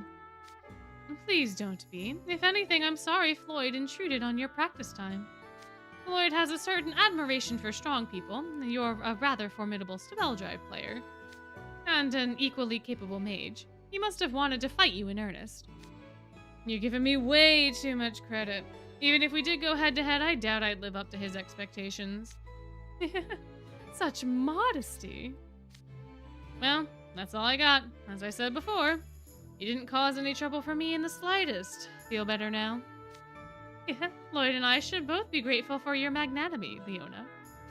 Yeah, thanks. Sorry to break it to you after all that buttering up, but I got nothing else to share. If you're trying to sniff out intel for your job, you better hit up someone else for it. Why, I haven't the faintest idea what you're talking about. I'd prefer to keep speaking with you personally. Don't you get it? I'm telling you this as a favor. Let me spell it out for you. You won't get any more info from me by hanging around. Continuing this conversation would be a waste of both our time. Gracious, you wound me. I was simply trying to get to know you better. Ha, listen to you. If you were actually worried about your brother, you'd be keeping an eye on him round the clock. There's only one reason you'd use your precious family as an excuse to get close to me. You're fishing for blackmail material. You were suspicious of me, yet you spoke with me anyway. How kind you are. I don't want to owe anyone from Octavanel anything. So I gave you a conversation in return for the drink you brought me. Fascinating. You're quite socially conscientious. I've learned something new today. Yeah, looks can be deceiving. I'm a real considerate, sensitive guy. Now back off. I've had a delightful time. Thank you for sharing it with me. I hope we may speak again soon. My. That jerk just can't take a hint. Ugh, what a pain. I gotta play these social mind games even on Halloween. At least the easy-to-handle guys are back, so that's some consolidation. Consolation. Boo. He just says boo. He doesn't say happy Halloween, he says boo. He says boo. My goodness. My goodness.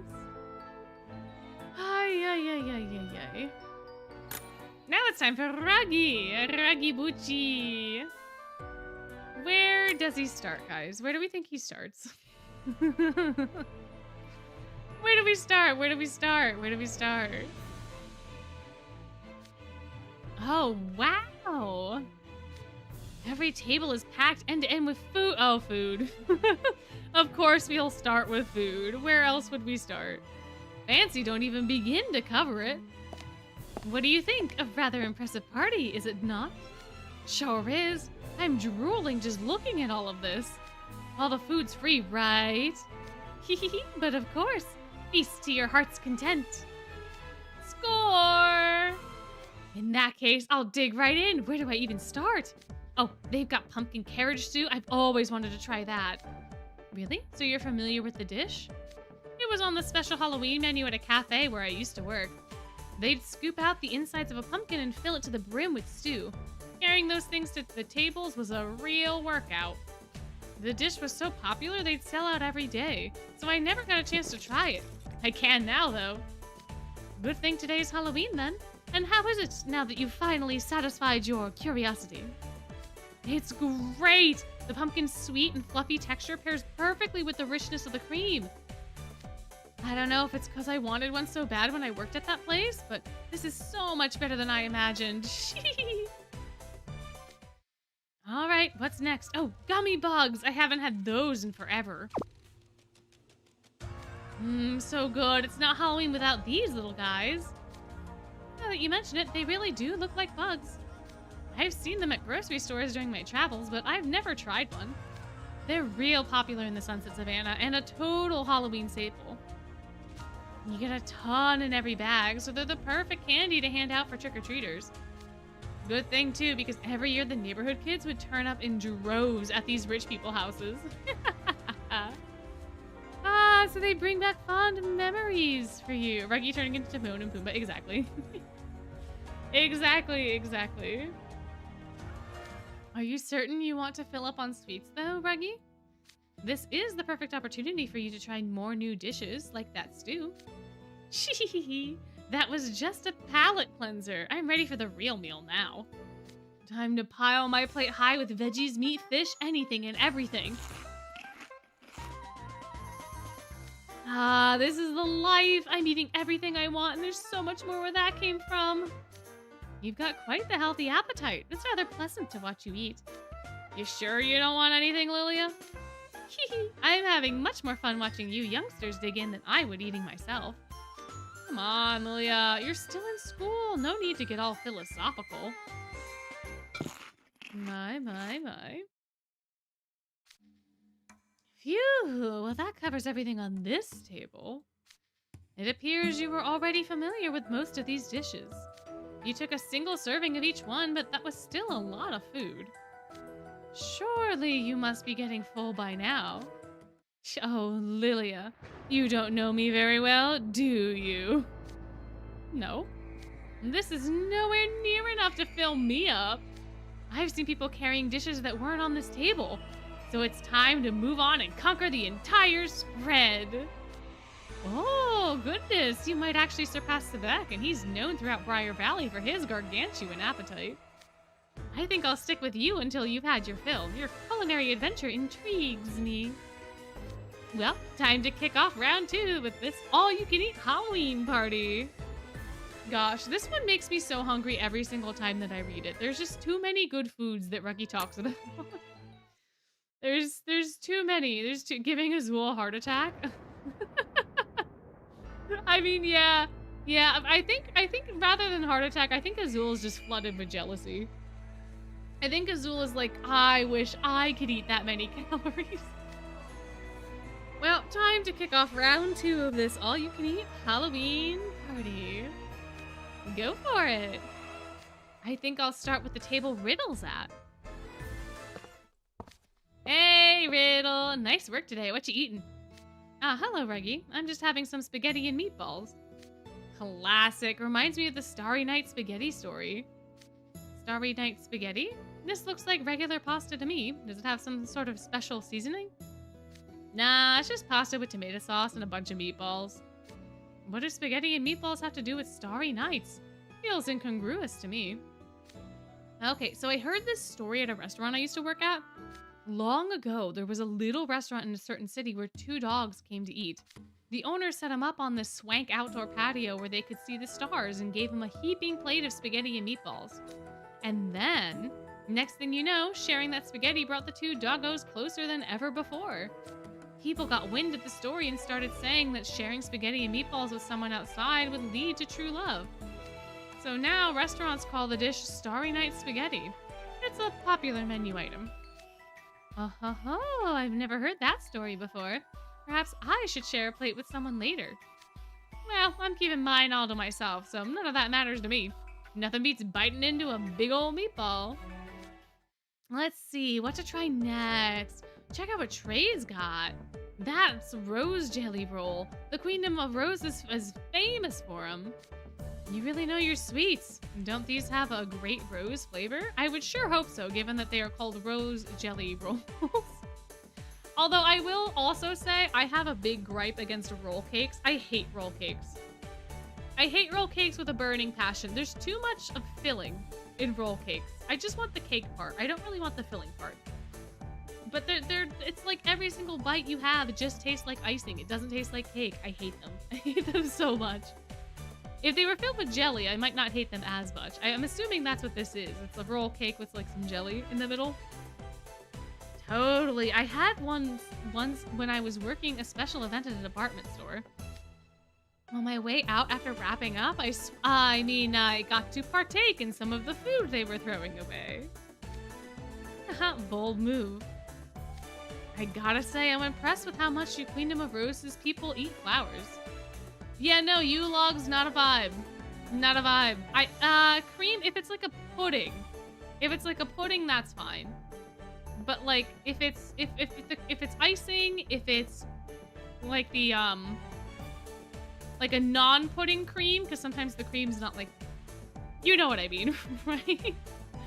It's gotta be a pudding or like a jelly or like something else. If it's icing or it's like the certain kinds of cream, then no, I cannot. I don't like them at all. I do like, I will say flower flavored things are very, very fun.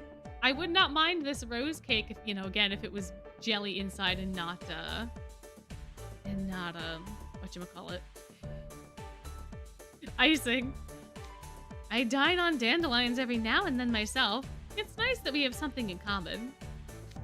To be clear, the flowers we eat are grown in a controlled environment that's specifically for food. We don't eat random weeds. Dandelions are not random weeds, Trey. Trey. Edible flowers, right? Yeah, I know the deal with those. I'm not a complete rube. I wouldn't say that's exactly common knowledge. That soup over there! I haven't covered many of the soups yet, so I'm gonna try that one. Later, guys! And there he goes. What a raucous display. Classic Savannah Claw behavior, I suppose. Aw, it's fine. He's having a blast, so just let him have his fun. Hey, this seat taken? No, thanks. Rose jelly? I think it would be like a marmalade, yeah. Yeah. Yep, Ruggie? Let me peep that soup you're having, Edia. Yep, I knew it. That's rainbow dessert soup with trident cookies, right? I think I'll snag a bowl of my own. So the way this works is you take the trident cookie and use it to stir the sky blue soup, and then... Ah, it turns 7 lovely colors. It's like a rainbow arcing across the sky. What a delight. How do you know about this dish, though? As I recall, it's only served on special occasions in the Coral Sea. Ooh, who can eat more, Ruggie or Grim? I think Grim. I think Grim on principle, because Grim just is a bottomless pit. There is at some point, I think, where Ruggie would have to stop. But Grim, I don't think, has to stop. I used to work at a wedding venue. Couples from the Coral Sea asked for this soup all the time. Staff could have any leftovers after the events were finished. But man, this tastes even better when it's warm. First he barges in, then he completely ignores me. Okay, whatever, it's cool. Still, Ruggie's spoon hasn't stopped moving this whole time, even while he's talking. And no sooner does he finish his soup than he's moved on to the next dish. He's like an eating machine. My. Well, Ruggie, you're on track to eat every dish at every table. How fares your stomach? I'll admit I'm starting to feel it, but I'm so happy right now. I'm glad you're satisfied. You know, I never took you for such a gourmet. You'd already sampled many foods from around the world prior to this party. I'm impressed. Nah, I wouldn't say I'm a gourmet. I just eat anything that fills me up. Is that so? You've quite the breadth of knowledge all the same. Well, I've worked a lot of odd jobs. I never missed a chance to get a free meal. And I had to learn a lot of stuff about the dishes and their ingredients so I could give customers the full rundown. Ah, yes, your great many life experiences would explain your vast culinary knowledge. Anyway, enough about that. More dishes are being carted out as we speak. Is it cool if I take all the leftovers back with me? Certainly, you're welcome to them. I'm sure the chefs would appreciate every dish being empty at the end of the party. All of it, though? My, how greedy you are. I suppose you're not a pirate for nothing. You got that right. A real pirate loots anything that isn't bolted down. Here it comes. Happy Halloween! Happy Halloween, Ruggie! What a good time, what a good time. My. Alrighty, who else did we had? Jamil and then one other person, right? It was Jamil and then who? Ortho, that's right. We'll do Jamil first and then we'll end on Ortho. Where is you there?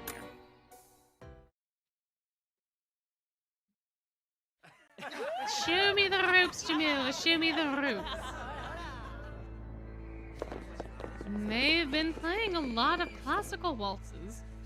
I suppose they were the standard when the ghosts were alive. Still... Ow, come on, Deucey. You stepped on my toes again. How many times have you missed your steps now? Sorry, Cater. I haven't done much waltzing before. The steps are so complicated, I just keep stumbling. Well, never fear. KK's here to take the lead. We'll just keep it slow till you get the hang of it. I thought most of the students would take issue with holding someone's hand for a dance, but no. I guess that goes to show Night Raven College students are down for anything on Halloween. Why did that text bubble go away so quickly? Why did the text bubble get cut off? What? Oh, sorry, Jamil. I didn't mean to crash into you. Are you okay? Don't worry about it, Apple. I'm fine. Oh, okay. That's a relief. You aren't looking so hot, though. Did you hurt yourself out there? No, not at all. I was just sighing because I don't see the appeal of these highfalutin dances. The tempo's so slow and boring, and everyone keeps bumping into each other. How does anyone think waltzing is fun? Waltzing is very, very fun. How dare you, Apple? My entire childhood, we would go to like these little dances because my folks are part of a cultural club. Since this is too much of deep family lore, but anyway, we would go to these dances and like all of the band stuff would be little waltzes or polkas, which are 10 times as fun as waltzes because they're just fast waltzes. And they have such good energy. They're so fun. It's such a good time. It's such a good time. I'm sorry, Apple, but you are demonstrably wrong. I think part of the problem, though, is that most of the kiddos at NRC do not know how to waltz, and so they are banging into each other very, very often. Because they are not, like, turning properly, or, like, when other people are getting close, they're not redirecting themselves. They're just, you know, doing the thing that they do. This party can't end soon enough. Oh, hello, welcome in, welcome in. My. Most of the others look perfectly happy, but I guess not everyone's enjoying the party. You know, I could show you how to waltz if you'd like. Really? You'd do that? Sure, I've taken waltzing lessons before. I can at least teach you enough so that you can dance without hitting anyone. Besides, considering the school we go to, we should make the most out of Halloween, right? Wow, Jamil. Okay, I'll fess up. I was a little jealous of how much fun everyone else was having. I'll do my best to learn if you'd be willing to show me the ropes. Of course, that's why I offered. All right, I'm going to count out loud while we dance. Just follow my movements. Alrighty. Here we go. 1, 2, 3. 1, 2, 3. Left foot back, right foot slide. Bring the two together. Now you're getting it. You're doing great. See, we haven't even been dancing for 10 minutes. You've got a real knack for this, Apple. I do? Sweet. But I still find it aggravating to dance so slowly. So you'd rather... Oh, wait. No, wait. Okay, I think Apple's onto something. I think Apple likes polka. Wait, I can totally see Apple used to like polka dancing, which is just 1, 2, 1, 2, 1, 2, 1, 2. That I can... Yeah, fair enough. Okay, wait, if that's where this is going, then yeah. Yes, actually, I wish the ghost wanted to do something cooler. Oh, never mind. Never mind. Breakdancing is where he wanted to go. I mean, I still see Apple as somebody who likes doing polka, but breakdancing is fair. And that relates to Jamil, because Jamil can do that pretty well. Well, there are more advanced waltz steps. They're not breakdancing, but they are pretty intense. Wait, really? Oh, sure. There are running, spin, turns, slip pivots. Plenty of steps that involve dramatic movements and rapid spins. Oh, I'd like to try those. Could you teach me some of them? You're really getting into this. All right, sure. It's hard to explain without demonstrating, so we'll go through the motions as I talk. Running, spin, turn, side, cross. Now a natural turn followed by a triple spin. I did it! Well done. Perfect execution from start to finish. Woohoo! Huh? What's with the cheering? Dude, what that? Sea Snake and Guppy were tearing it up. We've got to step up our game, Riddle. Let's kick it up a notch. Hey, don't change the steps on me, Khalid. Now everyone's dancing up a storm. Looks like your dancing inspired them. If anything inspired them, it was you and all the fun you were having. Not at all. I was only able to dance like that because you're a great lead.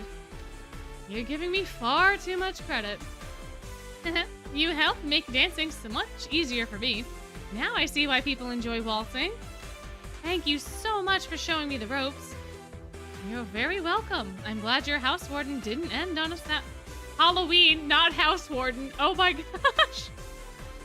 You're very welcome. I'm glad your Halloween didn't end on a sour note. Enjoy the rest of the night, Apple. Happy Halloween. Happy Halloween. Yeah, the R cards just don't get a fancy voice line. That's so sad. It's so sad. Yeah, happy House Warden! Happy House Warden, guys. Can you believe it's House Warden Day?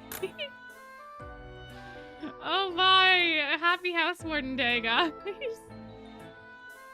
Happy House Warden Day! Happy House Warden. Oh my, well at least the ad came after it finished. So that's good. That's good. Yeah, I too am glad that Vale didn't die on a sour note. I too. I think I only saw half of the word because my mic will block like the bright half of the screen sometimes. So when I'm reading, sometimes the words that fall on that side I don't fully read. Oh my. Yeah, I can't believe House Warden is next month. It's coming up so fast. It's coming up so fast. It also is on a Friday this year, I think, so we're gonna have to do something special for that. My goodness. After your birthday is House Warden? Oh, I'm so glad for you. Oh my gosh.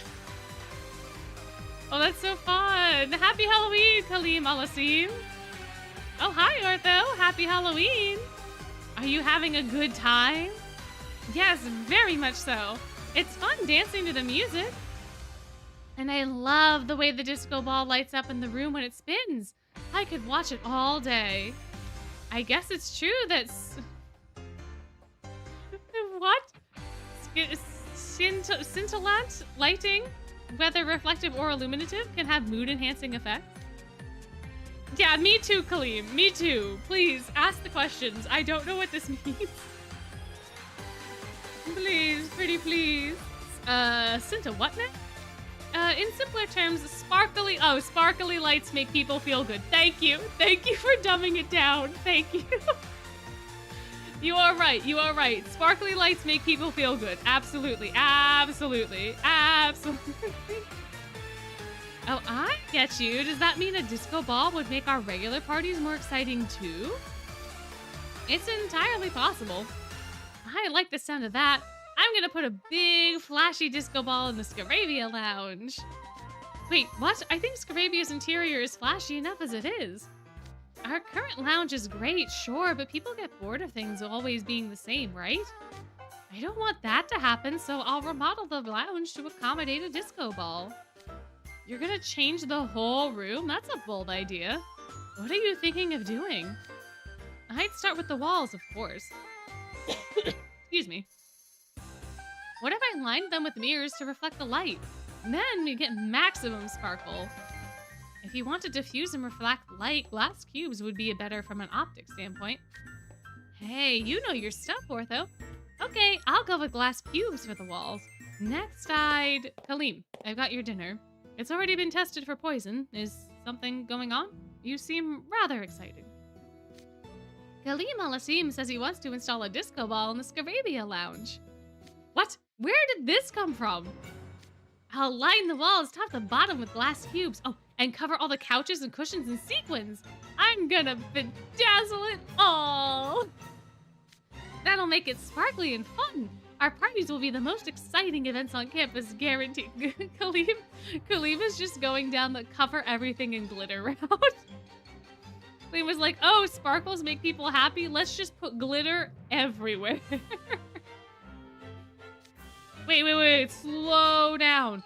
Do you have any idea how much money that would cost or how long it would take? Good point. No time like the present then. Jamil, have the workers begin first thing tomorrow morning. I want this done as soon as possible. You're a pretty funny person, Kaleem. But you know, you don't need to do a huge renovations when you've got me. I could just produce the same effect if you called me over. Wait, what? Is that true, Ortho? Yep. No need for outdated glass cubes or sequins. My brothers equip me with all the latest technological functions. For example, if you want flashy lighting, I've got LED beams that can illuminate a room in 9 different colors. Wow, 9? That's guaranteed to bring excitement to our lounge. That's amazing, Ortho. Tell us more. I imagine you have other fancy functions, right? Oh, sure. I can do projection mapping on the walls and ceiling. I can use it to change the wall or fabric color, of course, but that's just the tip of the iceberg. I can also alter a room's entire appearance. With just the push of a button, I can make you feel like you're underwater or in outer space. Pretty cool, huh? That's so neat. I'm getting excited just hearing about it. I've got more functions that can be used for entertainment, you know, like this. Oh my gosh, he's a fog machine. He's a fog machine. Media built-in fog. Media. Oh my gosh. Good lord. I turned on smoke mode. It can cover up to 200 square meters also. Oh, he can make it snow too, huh? Oh, snow. Now that's dramatic. My weather mode can simulate any weather condition from a light drizzle to a full-on blizzard. Oh, and check this out. Rose petals! Oh my gosh. Whoa, now we got flower petals? They even smell nice. It's like we're in a garden.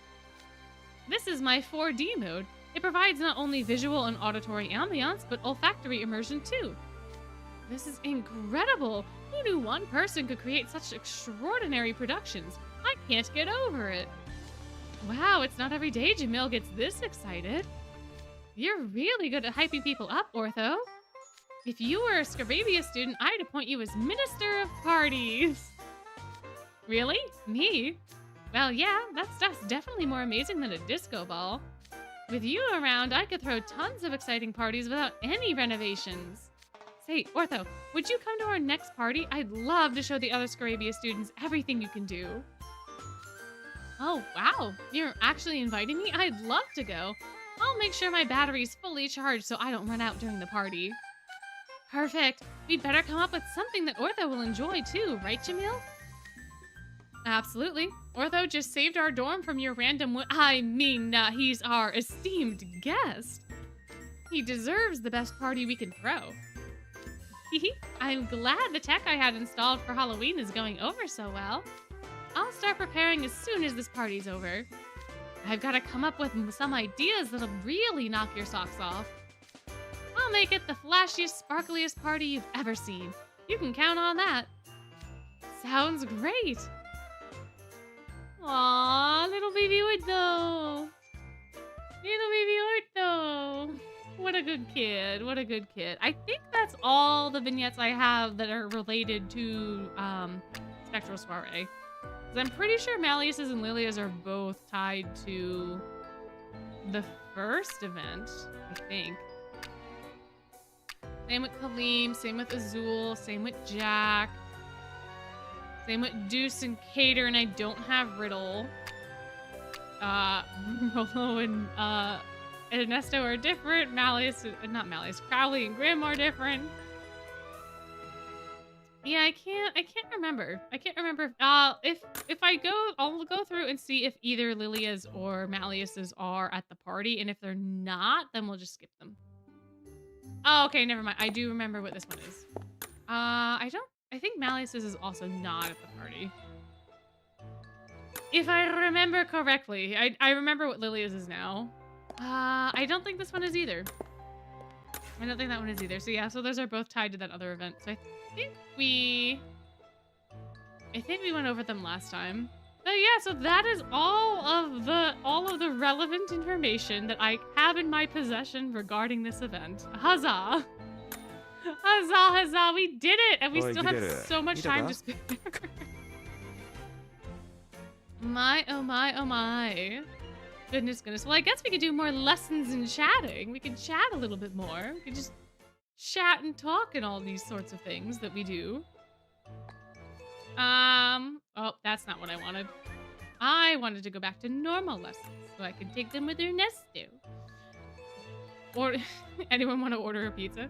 I suppose you could if you want to. I am quite hungry now, talking about all the food from the Halloween party. I really want to try that 7-layer soup, that 7-color soup, the rainbow soup. That sounds like super, super fun. That sounds really, really good. I wonder what it's made with, though. Are there, like, different vegetable layers or what? But, I don't know. I also am craving sherbet. Craving some sherbet. I have some beets in the fridge that I could eat. No, don't steal Gino from Ernesto. No, no, you can't do that. They're good buds. They're good buds. No, no, no, no. My, oh my, oh my. My goodness, my goodness, my gracious me, oh my. If you I have a question for you guys. So if you had to join any one of the dorms for Halloween, like if you had to choose one of the dorms costumes to wear for yourself, what costume would you pick and why? I think I would probably go... I think I might go with Savannah Claus pirate costumes because I like the concept of pirate. And they're like intricate in a way, but like they're also still kind of normal-esque clothes. So you could probably reuse part of it, like the shirts and the pants and stuff like that. Heartsible's one just looks like it's too complicated to put on. Like the stitching in the front, the ribbon that goes across the chest feels like it'd be annoying. I like the Pomfiore vampire outfits. I just really don't like the patterning that they use on them. I suppose the Insomnias would be pretty easy as well, but I feel like that you can't really wear them outside of Halloween that much, maybe? You'd say Scarabia. Oh, right, Scarabias are really cool. I like Scarabias a lot, too. Scarabia or Savannah Claw, I think, would be where I fall for that particular endeavor. But Pomfiore 100%. I see. Picking Heartsable skeletons look fun. Picking Diasomnia, you just really like the dragons and the longs. Oh, it's Talk Like a Pirate Day today, is it? Oh wow, would you look at that? What a coinky dink. You got candy for speaking like a pirate at school. That's fun. That's exciting. Savannah Claw and Scarabia. Fair. The Scarabia ones look so good. I don't know why they made both of them our cards. I truly do not understand. I truly do not. I thought the same thing can be said for not Octavanel, Ignihide, because I think both Edia and Ortho are our cards. Granted, their outfits are not nearly as exciting, but my. Oh, you got fellow at 80. Oh, congrats. He didn't make you go to 100. That's nice. That's so exciting. Solo lacing. Yes, would be a nightmare. I agree. You would wear Pomfiores? I see. To go get bread, you just love it that much? Fair enough. Oh yeah, Octavanel is also a good option. I like their take on the mummy. I find them to be very fun. Because it gets mummy across, but it also feels sophisticated enough. The bowler hats are kind of where it throws me off. I know the bowler hats are meant to look like skulls, I guess, like a wrapped skull. So they can't be like too fancy because obviously like a skull is not super fancy. It's just kind of a circle. But I don't know, man. I don't know. I like the rest of the outfit. The rest of the outfit's fun for Octavanel. But yeah, I feel like the Ignihide outfits are just not that memorable. Like they're like Aedia's armor is really, really cool. And I think the amount of the model that you get to see because the text box hides it helps Edia a lot. Because the rest of Edia's outfit just... I have so many thoughts, and none of them are good. But I think you think it looks like they wrap toilet paper around them. You can be sorry. You don't have to be sorry though. It does have kind of that vibe. Yeah, the upper part of the Ignihide outfits is great. The bottom part's where it all falls apart. So like the amount of it that we get to see in game is fine, but like once you actually see the whole thing put together, it's like, oh, I see. Oh, is that what we're doing now? Is that how this is going? Although I will say I like the take on all the classic monsters that they have in TWST in these Halloween events. I do think that was very smart for them to have done. Because it seems very basic, but it also just makes a lot of sense. And it's also very fun. Like I just said, because I repeated myself immediately. Yeah, most of the outfits are fine. There's just some that just have like a little something. There's just like something that is off. There's a little bit that's just not cohesive. But yeah, I am glad about the first events and the way that they handled them. They were just wholesome little Halloween fun that I think makes total sense for the world that they're in and for the specific environment that they're into.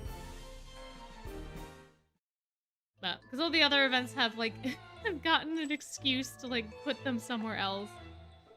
I still can't believe that Nightmare Before Christmas is a thing that's actually happening. I legitimately, I logged into like Instagram or something when JP Halloween got like teased, and I just saw Scully everywhere, and I was like, oh, when did we decide to make Jack Skellington a teenager? I was like, this is cool. I like this character a lot, but I didn't understand where the heck he came from.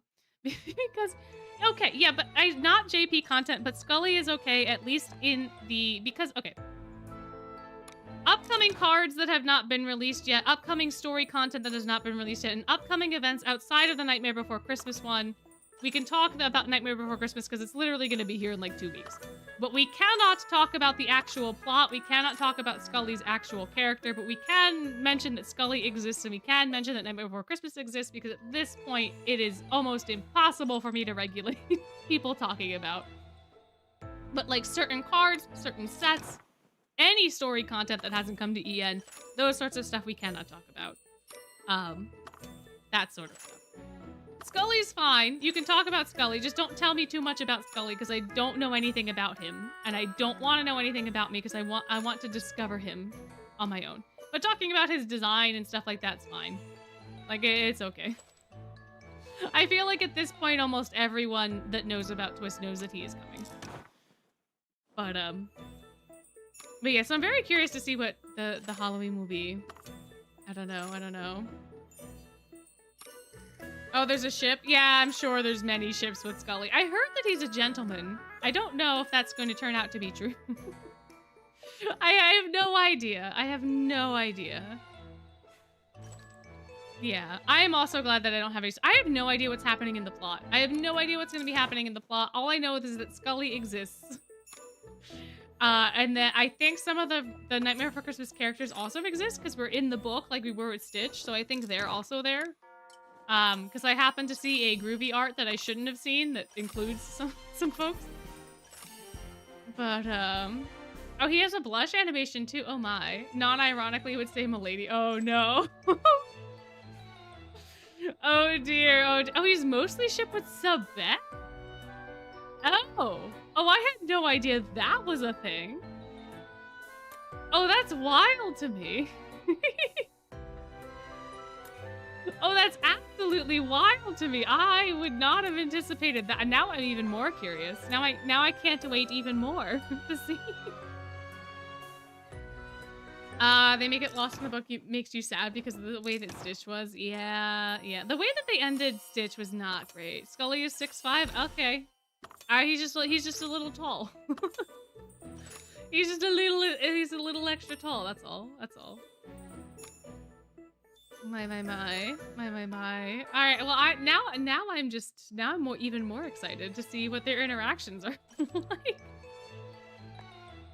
I don't know. Very, very interesting. He's taller than Malleus with the horns. Yeah. Oh, because his horns make him 6'5". Oh, so Scully is naturally as tall as Malleus is with horns. I see. Yeah. Okay. That's a little tall. That is a little tall. That's a little tall. I suppose. Yeah, I don't know. I don't know anything about the story. I don't want to know anything about the story. Not yet. His legs are the size of Grim, I guess. I think they're a little bit taller than Grim, no? For him to be that tall, I feel like Grim is like Malleus's knee height. Although that might be a little too small.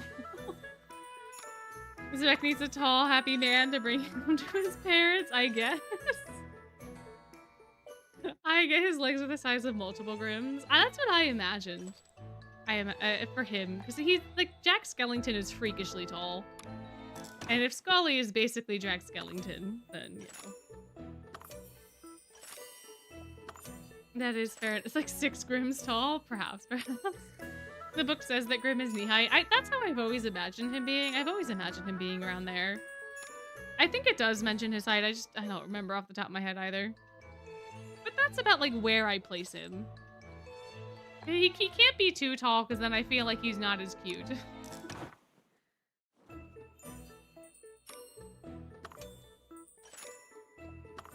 Yeah, I'm so intrigued by this ship now. October cannot come fast enough. It really can't at this point. I'm delighted to find out that this is a thing. Now I'm so excited for all the little Becky, for Mr. Becky.